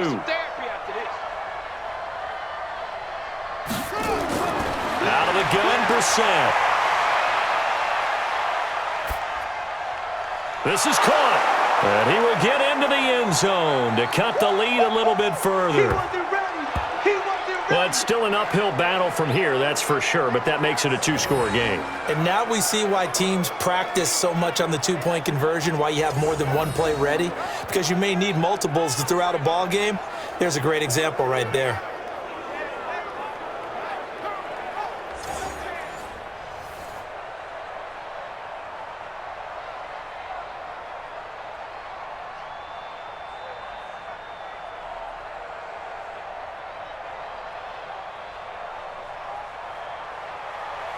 The kickoff team on the field now as they will send this one away. This fielded at the 2. And a nice return sets him up pretty good here at the 30-yard line. Here we go. Here we go. The Jags and Leonard Fournette making their way onto the field. Responsible for well over 100 yards of total offense, but still hasn't found the end zone. You think that's in the back of his mind going into this drive? It's always in the back of the mind of a player who's having that type of a day because you want that gratification for your work, right? You want that stamp on top of everything. But bottom line for him, he's doing great work. Sometimes it just opens it up for other people to actually get into the end zone for him. The runners, you know, would they rather have 60 yards, 3 touchdowns, or 150 no touchdowns? I think more than likely 150 and no touchdowns. But all the runners that I know would say, I'll take 150 and 3 touchdowns. They're greedy that way. We always talk about receivers. If the ball hits your hand, you're supposed to haul it in, but it is hard to adjust to a pass thrown a little bit behind you. That one was all the momentum going forward. Couldn't contort his body back to grab it. On 2nd and 10, it's Minshew. Over the middle, hauled in by Shark. And he'll be taken down, but not before they work it across midfield. The catch and run, good for 24 yards. He's played a great game. It continues right there, even with this lead, confident to throw the pass and have the reception made. There's no doubt who the leader of their team is there? There's no doubt who they want to ride all the way to the finish, because strategy would tell you run the football, run the clock down. Instead, they're letting him throw it because they feel that confident in what he's getting done. Ready, 30 base. Push him back. Push him back. Off play action, it's Minshew. Open man right side is Shark. 2 chunk plays in a row. The last one was over 20 yards, and so is this one. Still throwing the football here, even with the big lead. Yeah, I know you and I came up in a different era, and we think about sportsmanship and all that. Other people think about fantasy points and getting their numbers. That's all they care about right now.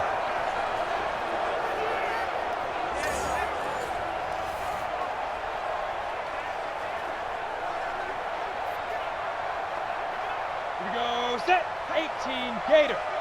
50's a mile. In your face. Get it. Now Leonard Fournette, and an alley to run. And this will leave him a yard short. Nice pickup of 9 yards on 1st down. Oh, that's one to warm the hearts of all those old school football players, isn't it? Tough, hard, gritty run, got behind his pads, bowled over a few people. Look at that one, right up the gut. Saw it through 3 quarters, no reason to lighten up now. Let's go, baby. On 2nd and 1, Minshew. And it's incomplete. Jeff Swaim, the intended receiver. And it's 3rd and short. Looked like he had a couple of different options as far as who to throw to on that play. And who am I to say this, but I'm not sure he made the right decision. Well, the window of opportunity is always going to be small in the NFL. That's why those quarterbacks who make quick decisions and have quick releases have the most success in this league.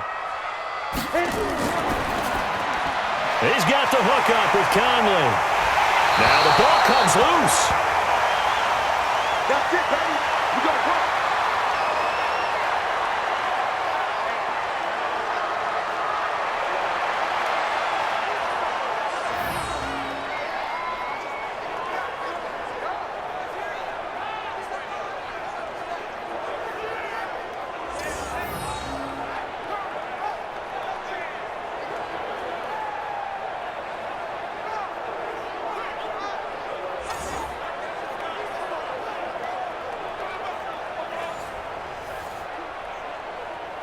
A good chance now to put this game on ice. This is 1st and goal. They'll try to punch it in with Fournette. And maybe a measure of revenge there. He's had his way in this one, but this time they get him behind the line. That'll wind up going for a loss of 4. And it'll be 2nd and goal. That's a really alert defense there because they saw the heavy look come in from the offense, countered it with extra linebackers who brought a little bit of speed and heft, and able to really make a big-time play for their defense. 2nd and goal from the 6 this time. Quit talking about it and bring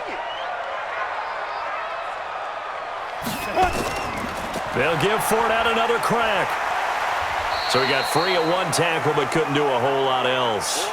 Give him right around 4 on the carry. We'll see if they want to keep pounding here on 3rd and goal. 2 straight shots on the ground. Now on 3rd, do you go to the air? I think the possibility exists, and if you're doing it, you're probably going play action since you ran it twice. But I often think that 2nd down is the time you go play action and throw the ball.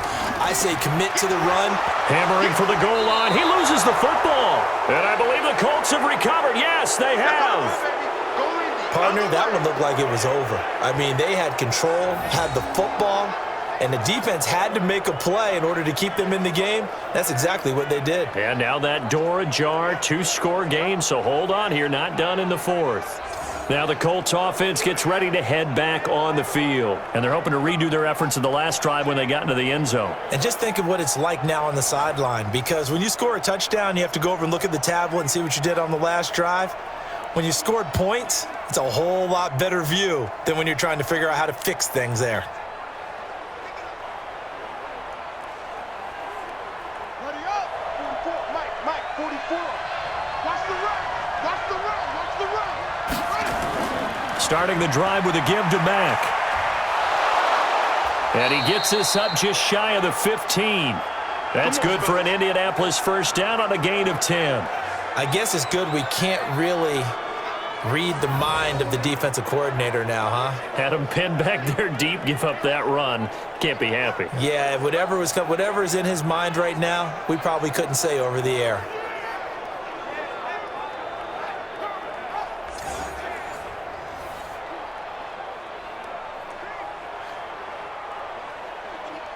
So still backed up, but the situation not as dire now. 1st and 10 at the 14. Here's Brissett. They'll try and set up the screen to Hines. And he works it across the 25 before being tackled. Give the Colts 13 yards and a first down.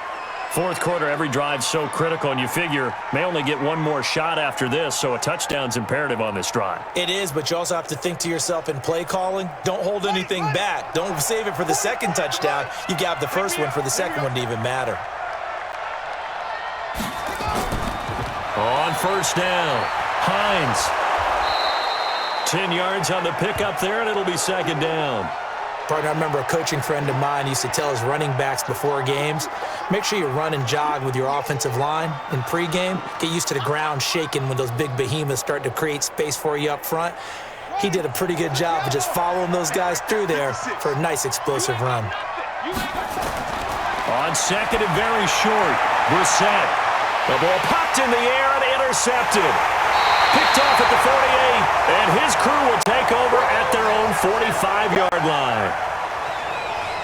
Well, you're trailing. It's the 4th quarter, and you've got to throw the football. But the defense knows this, too. So they're just going to sit back, bring in an extra defensive back or two, the old nickel or dime strategy, Brandon, and wait for you to put that bad boy up for grabs.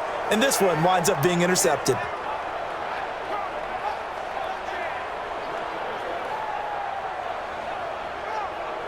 Look at DJ Chark as he and the rest of the offense head back out. And I know that they've double-teamed him a couple times, but not a ton. Whatever they're doing isn't working. He's up over 100 yards. We'll see how they adjust. And when they do that, they weaken their defense in other places as well. And how many times have we done games where we've seen a guy have a big game like this, but it's usually not by himself, is it? Right. Usually it opens it up for other people to have big games as well.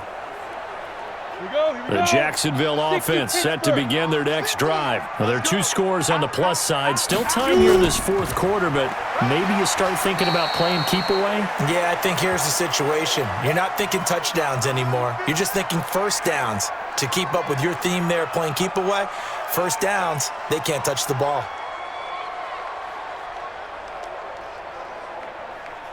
3 yards on that last carry. Here's 2nd and 7. Ready?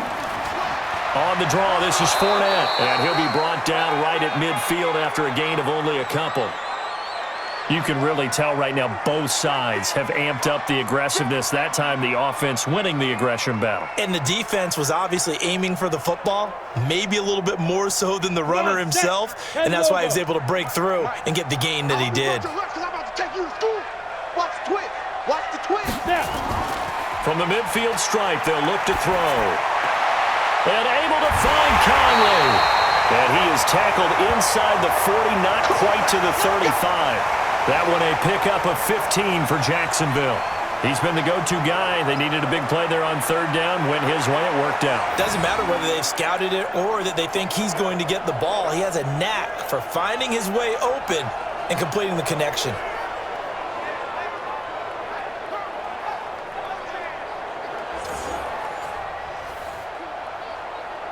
On the ready. So from the 36 now, 1st and 10.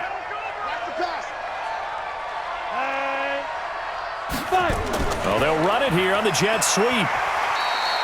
It's a 6-yard gain on the ground, and that'll make it 2nd and 4. Let's talk a little football 101 here, because one of the keys to advancing the ball downfield, success on first down. Huge difference, as we know, between 2nd and 4 and 2nd and 8 and 9. Set 50, plant. Watch the run. Watch the run. Deep grip. On 2nd down, here's Fournette. A short gain here, maybe a yard to the 29. Bottom line, they want to keep this clock rolling, so they'll take that one right there. They just want to keep falling forward, and they want to put the onus on the big fellas up front in order to bring this one home. Ready. And on 3rd down, a nickel formation here defensively. Let's go. Mike's 50. Get it. They'll try to throw for it with Minshew. Caught here by Conley. That one good for a gain of 13 for Jacksonville and a 1st down. And defensively, they just don't seem to have much of an answer for this passing game. Not at all. Look at the confidence that's exhibited here. With that type of a lead, clock on their side, instead of running it, they're still throwing it, trying to pick up 1st downs and keeping the football.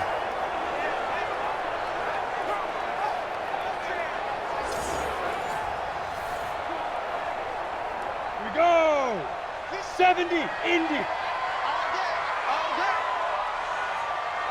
Let's go. Fournette, a 1st down carry. And he loses the football a 2nd time. And the Colts pick it up.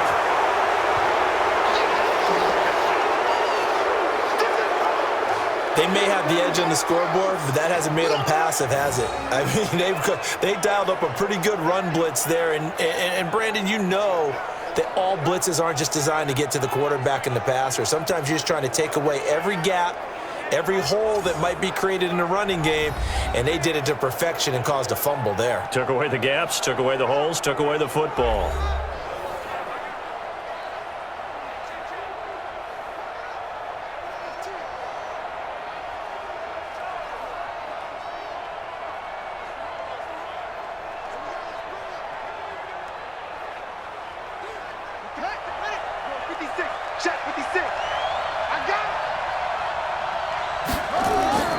Trying to shake off the interception from the last drive. He'll look to throw. That'll be caught by Rodgers. And out of bounds across the 15-yard line. The completion good for 3, and it's 2nd down.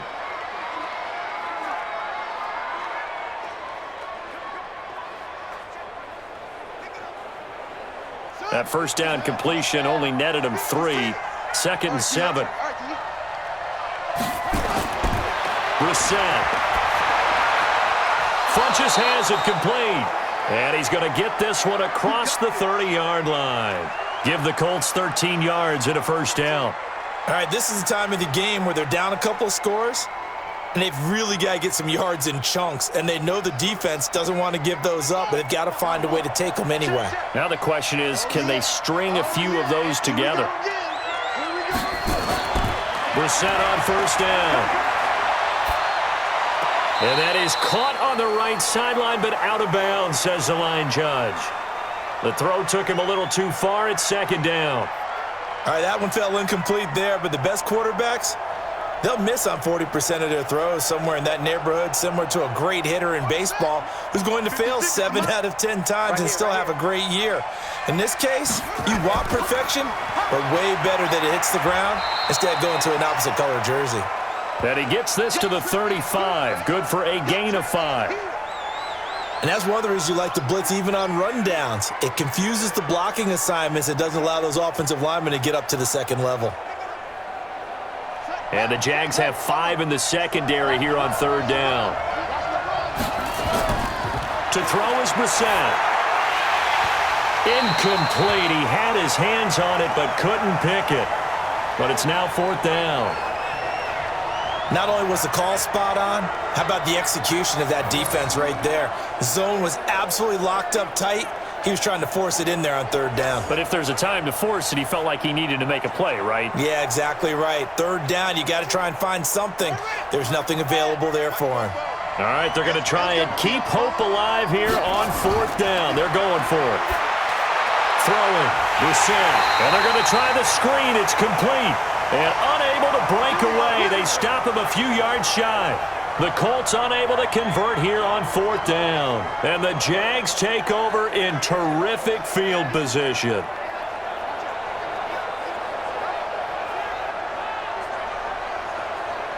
The Jaguars getting set to go. And they'll be looking to atone for last time's mistake of fumbling inside the red zone. Certainly they don't want to do that again. And so much emphasis placed on red zone offense. I mean, you have periods devoted in practice just for that because everyone knows how vital it is to put points on the board when you've entered that part of the field. And to come away with nothing, that's difficult for a team to handle. Yeah, difficult, and now we'll see if they can make it less difficult on themselves on this drive. So here's a 1st and 10 at the 38.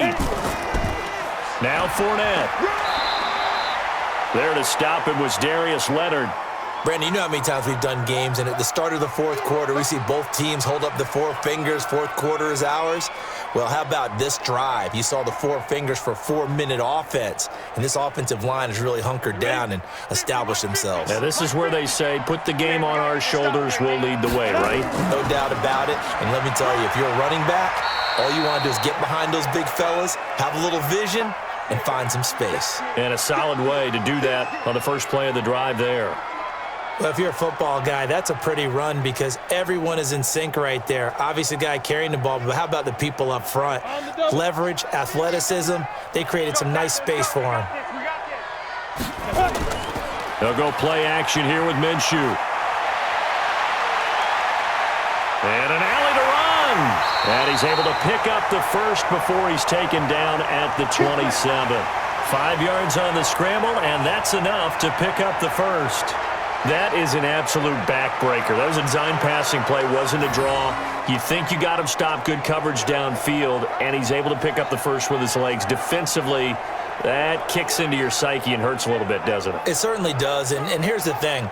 Anytime you give up a first down, it hurts you psychologically, but it hurts more when they get it this way because you've covered everything. He didn't have any place to throw the football. He takes off running and picks it up anyway, and now you have to stay on the field for an extra set of downs. And really could have used that stop trailing here in the 4th.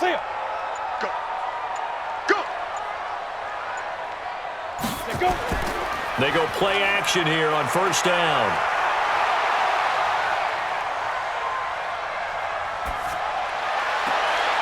Open is Swaim, the tight end. And they do get him down, but not before he's able to slip it inside the 5-yard line. It's a gain of 22 as we tick towards the 2-minute warning. These guys are running offense like you drive. The pedal is down, stomp down. How about that? Back-to-back completions. They are rolling. So much for being conservative and running that football.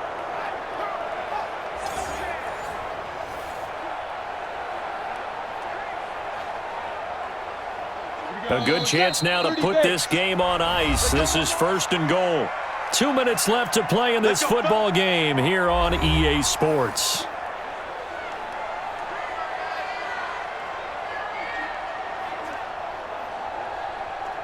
So it's Jaguar football here as we welcome you back. They've got it 1st and goal in a game that appears to have already been decided. They'll try and run for it with Fournette. And now right out of the 2-minute break, we'll get a timeout used defensively with 1:56 to go.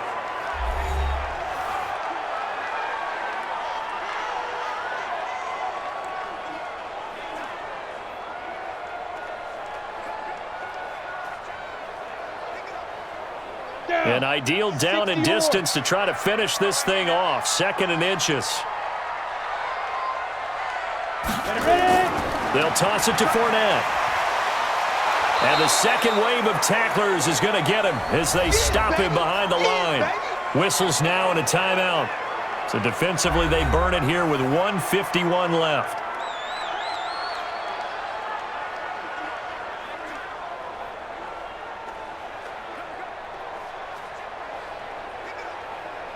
They come out here in the eye. Well, they've been so good on third down all day long. Can they convert another here on third and goal? Here's Fournette. And he will be very close to a first down, but I see the closed fist of the referee, and that means fourth down. 4 yards, that gets him close to the goal line, but it also brings up a 4th and goal. Defense keeps him out of the end zone there. Now, will they go for it? And if so, can they do it one more time? Yeah, I just don't know if it's worth it going for it, because what we've seen from the defense so far, every gap is taken care of. Everyone is sound in their coverage. No one is breaking free, and those ball carriers are getting tagged. If I were them, I'd think very hard about just taking 3 points and taking their dignity and moving on. And the ball's at the 2, spotted at the 2, so a pretty good chunk to go. And Lambeau will put this one through. And that will make this now an 18-point ball game. So with that, you figure this game's pretty much out of reach at this point. Yeah, it's going to take a heck of a comeback to come from 3 scores down, but don't change that channel. Don't go away. Miracles can happen, and you want to be here in case it does. You're a company man. Aren't I, though?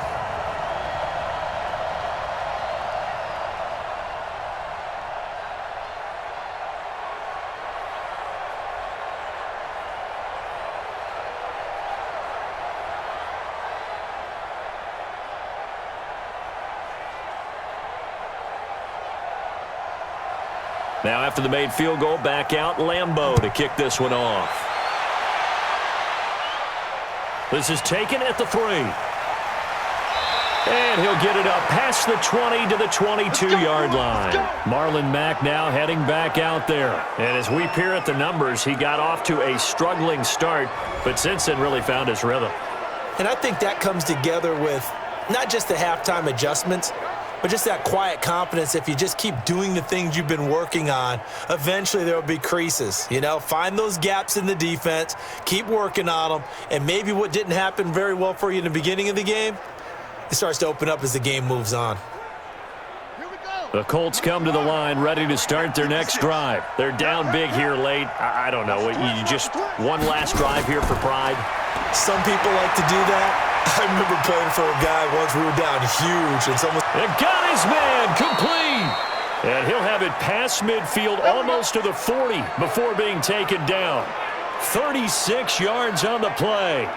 Defensively, I know they have the comfortable lead here in the 4th, but they do not want to give up big plays like that. They want to finish strong. So oftentimes in this situation, you tighten up underneath in your coverage, and you bring your safeties back. They can pick up anything that leaks through. But in the meantime, upfield, you're making plays on the football. Give the Colts 13 yards and a first down.